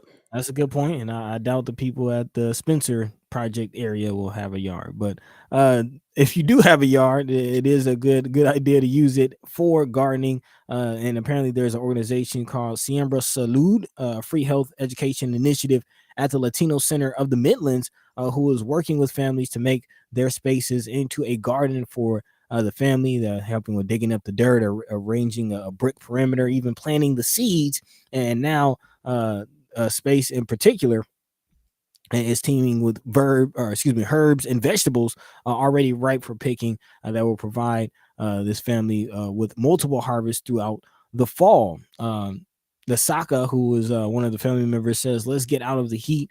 And she leads her family into the backyard garden, to her front steps, into her home. And the program is apparently filling a gap in Latino homes, which have higher rates of food insecurity across the U.S., and not just in the Nebraska area. Predominantly Latino and Black neighborhoods are the same areas defined by the U.S. Department of Agriculture as food deserts, which is a low-income community where the nearest grocery store is more than a mile away. So again, even with the instance of Aldi's in that area, again, how close or how many people live further than a mile from the nearest grocery store? And when you're talking about walking, it's a far way to walk and carry groceries. Access to healthy food is one of the many social determinants of health. The ways the places we live, learn, work, and play impact our health. Immigration policies and transportation also play a significant role, as does access to health care. In Nebraska, where 12% of the population identifies as Latino, more than half of Latino residents report not having a personal physician. That's more than triple the percentage of white residents. That's according to Nebraska's Department of Health and Human Services. For many, seeing a doctor is a financial choice rather than a medical one. 1 in 5 Latinos in Nebraska report being unable to see a physician due to cost, and they are 6 times more likely than whites to lack health care coverage. But again, programs like Siembra Salud can help close the gap by working from the ground up with making sure families have fresh food, which is just the first step. The program also used gardening as a catalyst to have regular conversations about health education and help reduce and prevent health disparities. So, as always, information at the lower levels, it goes a long way, but you need catalysts to start that conversation. And a big shout out to Siembra Salud, hopefully I'm saying it right, for pushing this and helping families. Yeah, I remember they talked a lot, not just about the food disparity, but also about health disparities and how growing food and stuff like that helps you in the long run when it comes to your health. And that's how they're battling that too, with the same thing with the food growth. Mm-hmm. In the chat, Brooks says, when the pandemic hit, I was big time gardening. And it's a great idea. If you don't have a lot of space, you can still do potted veggie garden. Brother Chapman says, those grocery stores who have left the North Omaha area left the area because the community could no longer support those stores. If you look at the reasons and the criteria grocery stores use to determine whether or not they are going to come or stay in the community, you have to question the intent of those pushing housing in the targeted area. Very true statement. If you got industry leaving, then why are you hot on building some houses, building some places to live there? Wanda Lewis says a lot of tenants at the Highlander don't own a vehicle. I have a friend who catches the bus to the store far north on 30th and Martin. Oh yeah, the Bakers. It's Bakers and Family Fare up there. Mm-hmm. Yeah, it's past all these, but if you're in the Highlander, like that's I do think that's more than a mile away. No, it's definitely more than a mile away. Even all these is, yeah. Juan Lewis says, I wouldn't say that gardening is a future option with global climate and water rationing going on. Yeah, that's the feeling I'm getting about the gardening situation. It feels a little bit like you got to kind of be in a little semi-privileged situation to be able to even do that. First of all, having the land and the space and the time, and the water and the the limited, maybe it's only one or two of you as far as what I'm saying, you got a big family, you're in trouble, you better have some big land to grow some stuff on. I was thinking it sounded like a good idea to me years ago, but now I'm just like, the answer is not going to be us gardening in our, what I'm saying? Like, when it comes down to it, bro, that's a little, we're talking baby step help here on what it is we're talking. We're not gonna end poverty and build wealth in North Omaha by us all having a garden in the what I'm saying? Josh, gardening can be expensive, especially starting out. I saw a meme going around one time. It was like, well, I'm about to dig into my cucumbers here. That took me, 22 gallons of water and half hour to water every day. And sometimes it comes down to it, and it's not cost effective. You can go to Aldi's and get them same cucumbers for way cheaper. Just it's good, it's great, but I think it's a feel good thing to say, here's some examples of some people that are doing some stuff to end some of their food disparities and their health disparities, and this is one thing that we can do. But I think coming off of the conversations that we just are having here, we need some bigger get out of poverty moves than that.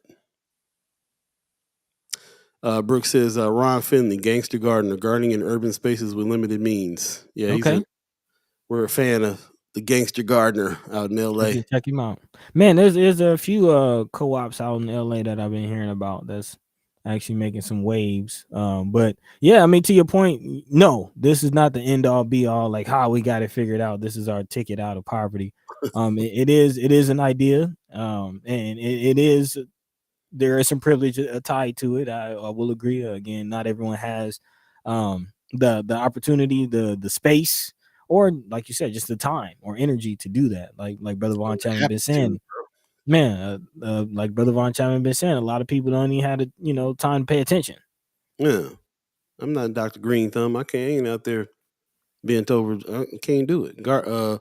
Somebody said you can check out 10 packs of seeds from the Omaha Public Library every month. It's great. I did hear about that. That's awesome. We need some bigger solutions here, though, I think. Well, let's try this one on for size. Let me know how you feel about this from our native brothers and sisters. This is being reported by Omaha World Herald. As farmers around the world struggle with climate change, as one of our chat chimers just noted, tribal nations in Nebraska and elsewhere are establishing food sovereignty initiatives meant to withstand the changing environment and overcome generations of policy inequity. In the Winnebago community, acres of traditional Indian corn and organic farmlands are used to combat food deserts. Recent funding has helped the Omaha Nation turn to high-tech growing methods and infrastructure built by the Iowa tribe of Nebraska and Kansas in a newly designated foreign trade zone will pave the way for the tribe to become major contributors in agricultural trade. Timothy Rode, who's a chairman of the Iowa tribe of Kansas and Nebraska, says this is a global issue. It's not one state. It's not just one region. We have to work together to fix this today, because if we don't, we will continue down the path of disease amongst our land. Rode was one of several tribal leaders who explored the critical relationship between sustainable farming, environmental issues, and tribal sovereignty during the 2022 Omaha Indigenous Peoples Summit just yesterday. The event brought leaders and Indigenous people from across the region to the South Omaha campus of Metro Community College with tones of both desperation and hope.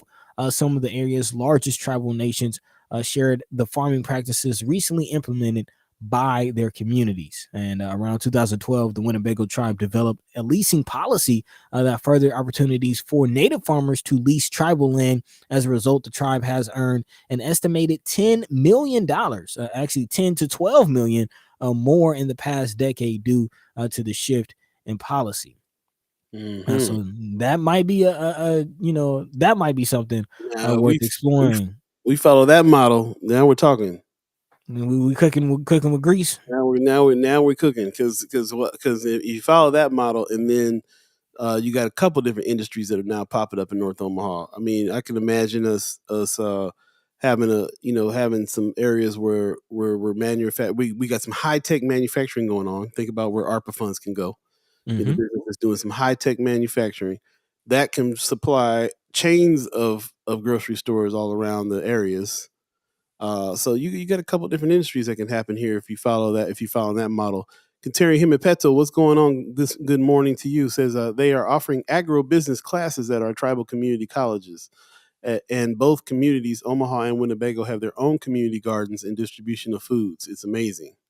I think that's the change, or that's the challenge I'll put out to the community as far as us finding solutions for ourselves.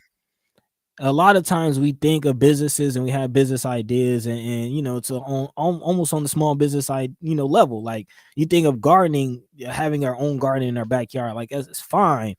But once you take that to the industrial level, now you're cooking, like we're talking about. So land bank land, buy it, you can use it for agro.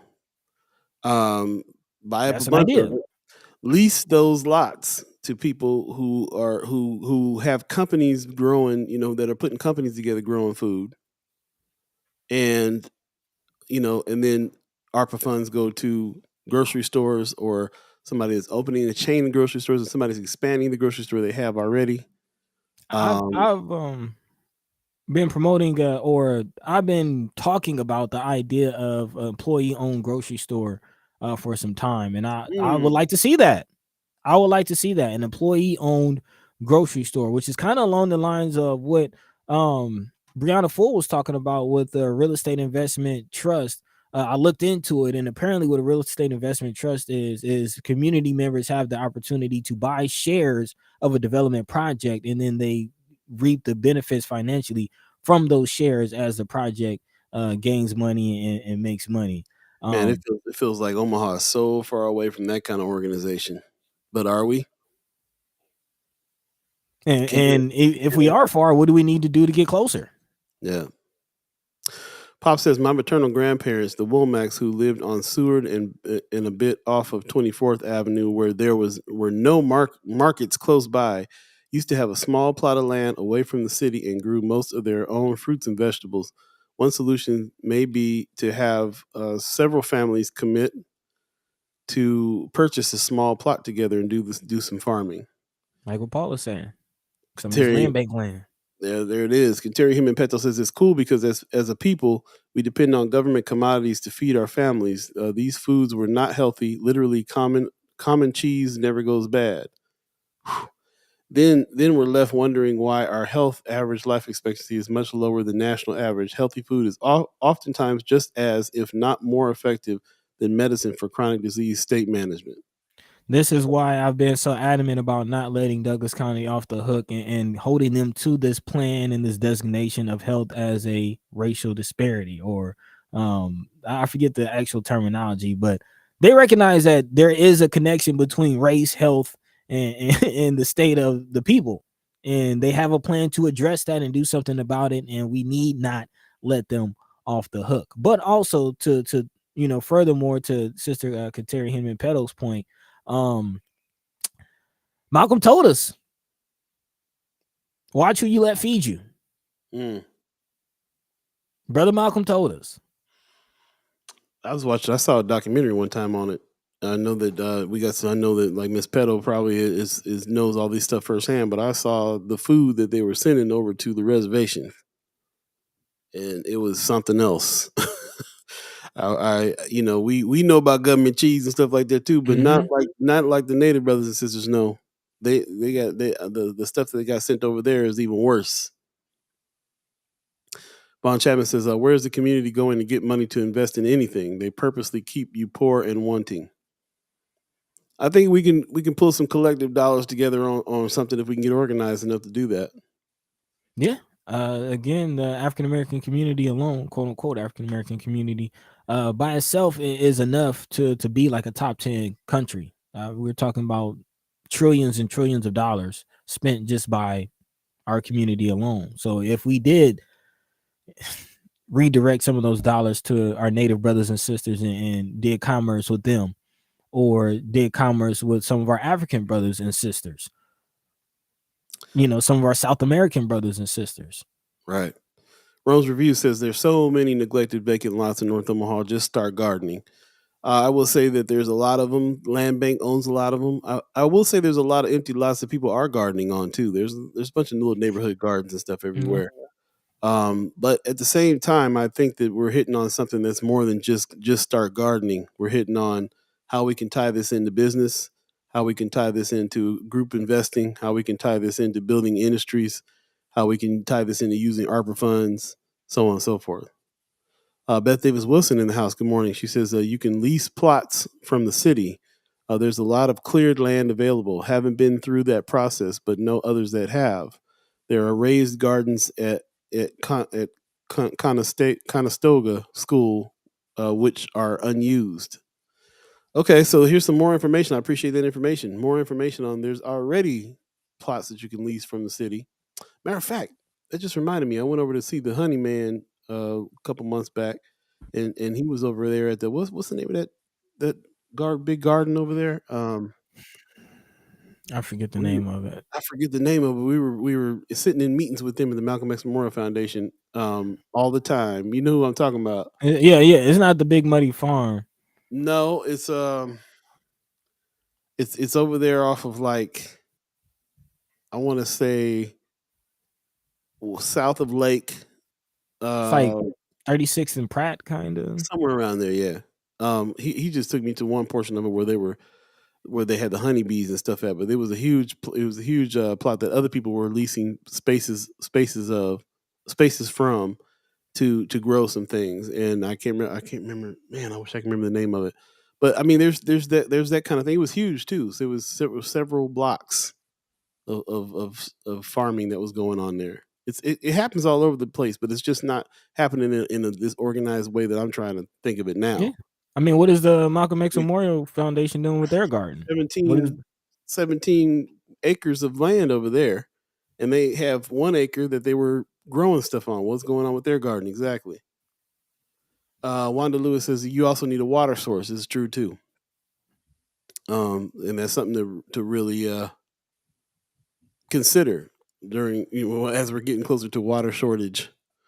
Continuing him and Petal says, I feel like my friends Terry Salem Jr. would be a good resource on urban farming. Urban farming, again, I want to move past that. I think there's a lot of urban farming going on. I want to see more of what the tribes are doing that you just described. Like I want to see industry here being built from it. Right. If we're in a food desert, it's not, starting a little patch of garden is not going to solve it. We need an industry. We need industry here for that. I'm talking all the way from the manufacturing of the food to the distribution of the food to the stores being built around the area that sell the food. A straight industry. Yeah, they got North Omaha honey. They do. It's a brother and his daughter that have put that together. I'll get the name for you. See, they had a big article about her in Noise, but yeah, they got the local honey going on right in North O.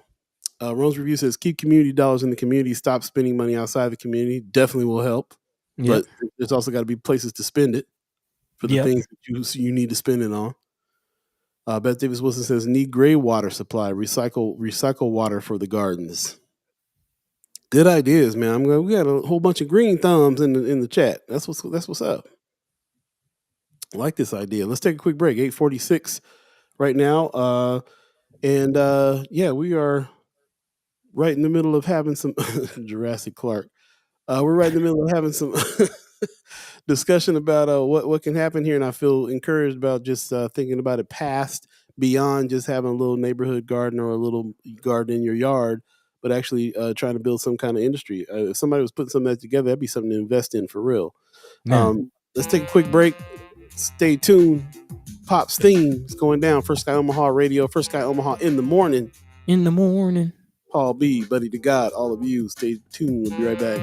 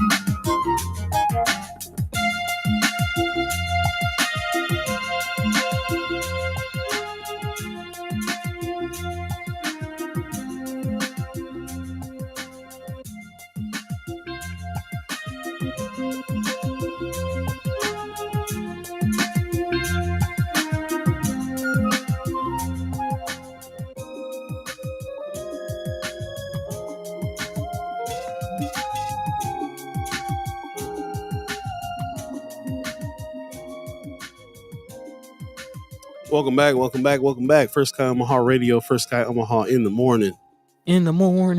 Paul Beee, Buddi3 Da Gawd, all of you, the chat chimers. Thanks for everybody that's jumping in and talking about these things, coming up with some solutions, finding some ideas out of these things that we're talking about here and reading. Might be the thing to do. What can be grown in Omaha? What can be the industry? What kind of high-tech growing facilities can we build and put in Nebraska? Not just these empty lots we got all over the place, but actually like building. If you're going to start a business, that could be one you start, and not just on the level of we're going to grow a couple bushes in some abandoned lots, but something even more than that. Brooks says, yeah, Malcolm X Memorial could be doing a lot with all that land in the way of feeding the community. Been working on it. I will say that they've been working on it for a long time. I don't know if they continued on working on that, but it used to be in the plan to build some things out there, build some facilities out there, but also have expand that garden. I know Leo Lewis was hot on expanding that garden in the beginning, and every year they do something. They do something with the Betty Shabazz garden. So. Yeah, there could be a lot more, but again, it would be a real grassroots thing. I'm talking about actually investing in having some industry happen with some. Yeah, that's what I was thinking of. Like, yeah, it's the Malcolm X garden has been growing. Like they've doubled it in its size. They've expanded the plots. Brother Leo has talked about installing some bee keeping and things like that over there. So all of those plans are in the works, are moving, but as Paul, you and I know, they have limited resources as far as just manpower, as far as money. So like Leo Lewis and like maybe handful of 4 or 5 other people have literally built that garden by hand. So we're talking about what Paul is talking about on the industrial level, something that's grander. And yes, maybe the garden can play a role in that somewhere as far as organizing. But yeah, industrial level, I would definitely like to see more of that. Yeah. Wanda Lewis, you saying that Jurassic Clark is the honeybee guy's name? I didn't know that. You didn't know the guy's name? I knew his name. I didn't think it was Jurassic Clark. I can't remember his name. I do remember the last name being Clark though. I don't know that he introduced himself to me that way. Anyway, Beth Davis Wilson is saying community has to be there and involved. And this is what I think. She says, you begin to industrialize, you can ruin the product most times, not always. I think this is one of the reasons why we're stuck when it comes to this, is because we're thinking too community based. I really am excited about this idea of it being a business, of you treating it as we have a product that we're growing and manufacturing out of North Omaha. It's not just going to help North Omaha, but can be sold everywhere. And thinking of it in terms of conjoining that with with some stores, with some places, that some distribution. I was thinking about like the record industry. Like we got the studio, we making the songs. Now let's open up the record stores around town and sell them like they did back in the old days. Like I'm thinking about actual manufacturing being thinking past the community being involved. I've worked at Malcolm X Memorial Foundation too long to see how much community involvement, what that actually means. It's usually, like you say, four or five of the same people doing some things, and they rally up a bunch of people sometimes, and then other times no. But I think that when I'm thinking about ARPA funds coming into the community, I'm thinking about what ARPA funds can be used for. I'm definitely thinking that that I would love to see a facility, especially when we talk about high tech manufacturing, high tech, hydroponic facilities, and all kinds of things that we can grow, not just on some of the plots of land out here, but in other areas. That's what. Go ahead. She said, "No, if you have a community garden, the community needs participation." Yep. Agreed. Like I said, lots of community gardens around, not a whole lot of participation.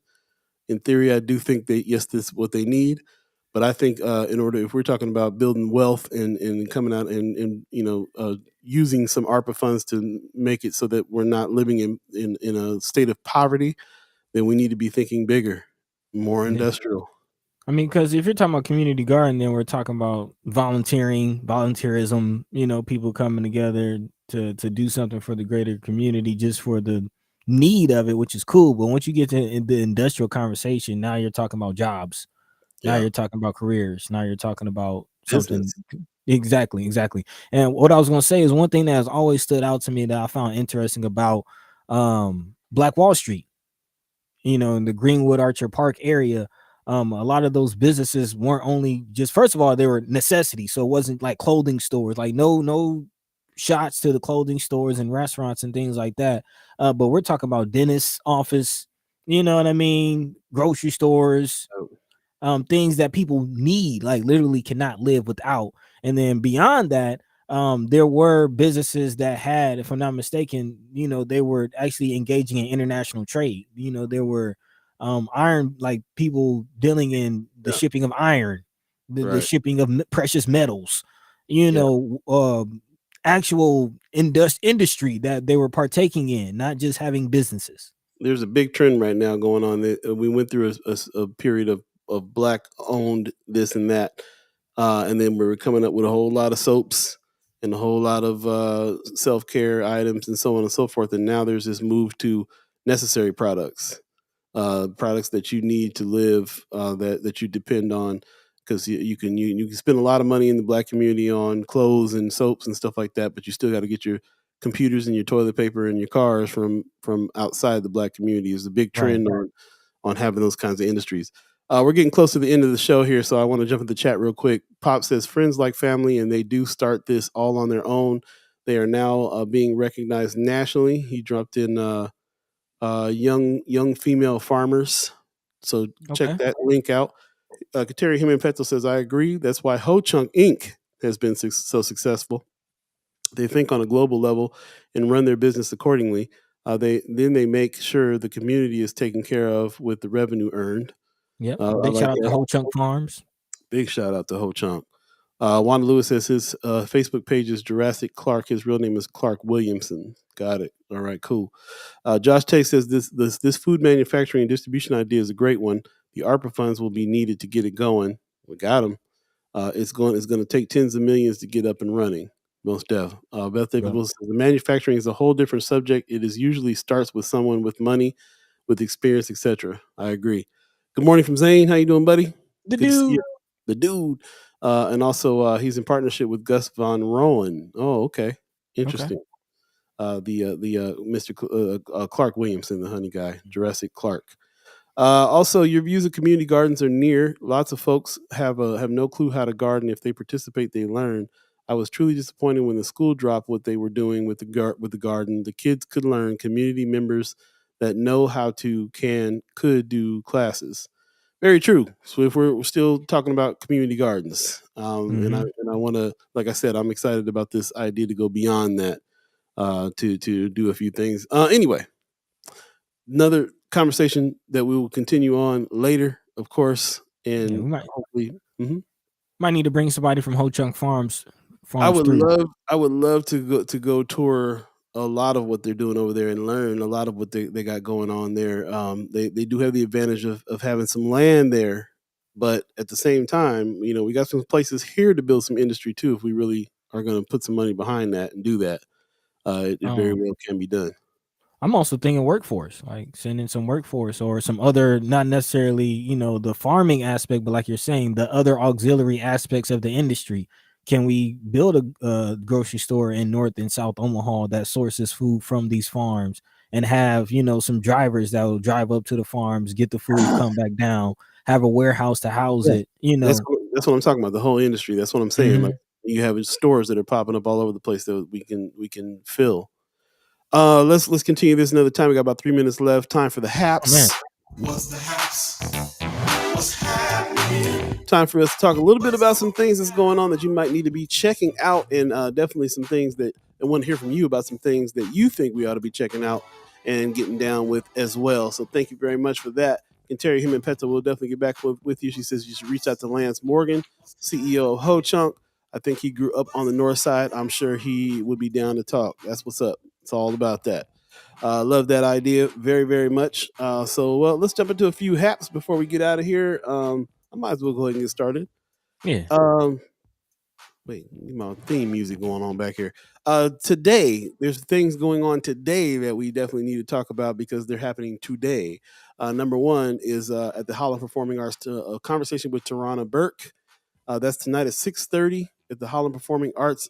Promo code, if you go to Holland, the Omaha Performing Arts page and buy tickets and put in the Me Too promo code, then you can get a ticket for $25, and that's the discount. So go check her out. A very important conversation by Tarana Burke, the founder of the Me Too movement, and that's being put on by the Omaha Performing Arts and also the Women's Center for Advancement. If you remember, we had Ms. Taylor on the other day, who's the president and CEO of the Women's Center for Advancement, talking about this conversation. Here it is happening today, 6:30, a conversation with Tarana Burke at the Holland Performing Arts Center. So definitely check her out. Also, a little later on in the evening, hip hop and R&B, how it should be done. If you want something to do that's a little bit more laid back, go to the Culture House and check them out a little later on tonight. $10 suggested donation, all ages. Steady P from Kansas City. As you can see, we got different artists from different places. Chili Mac from Des Moines, our own Rhea Gold, Static Soul, and Ty Gordeau.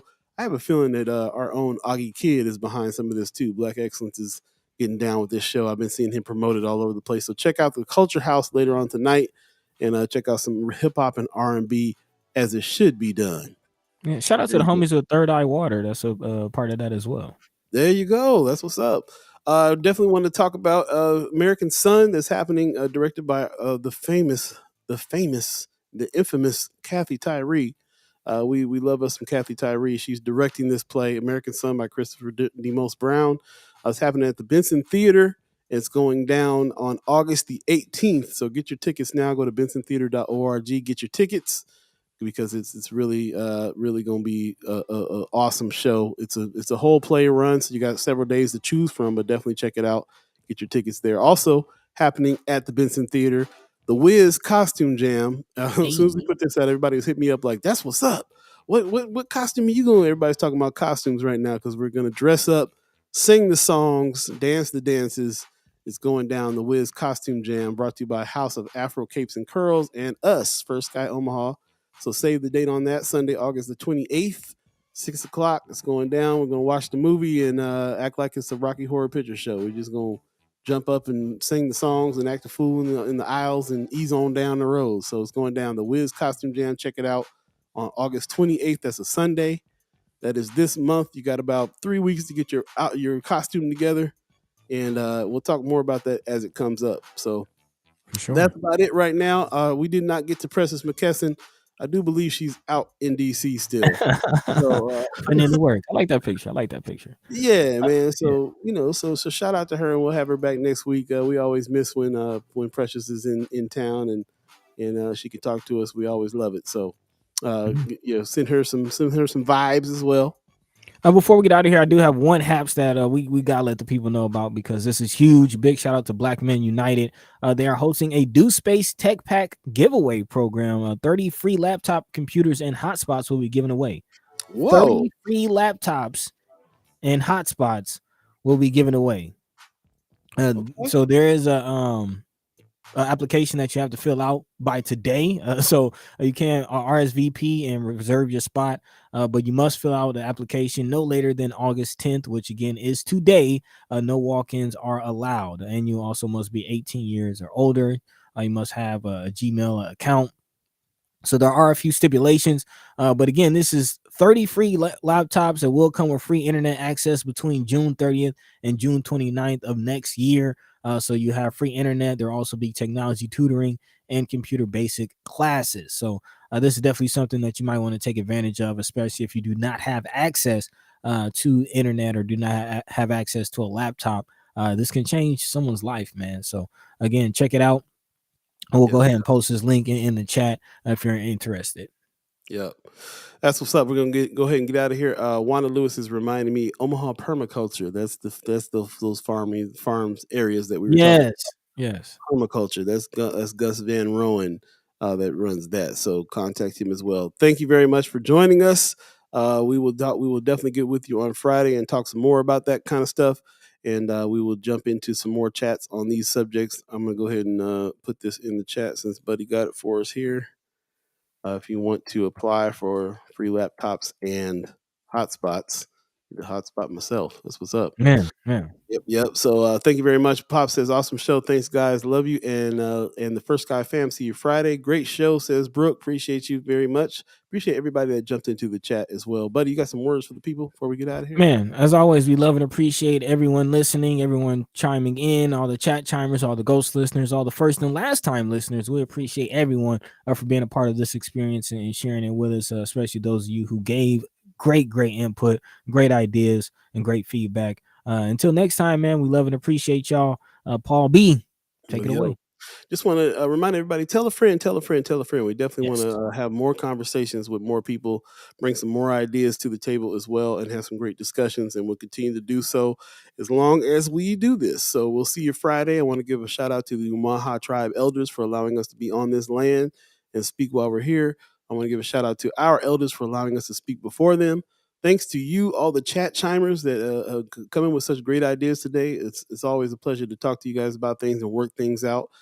Shout out to everybody who is a reoccurring member of the channel as well. If you go to firstsky.omaha.com, hit the donate button.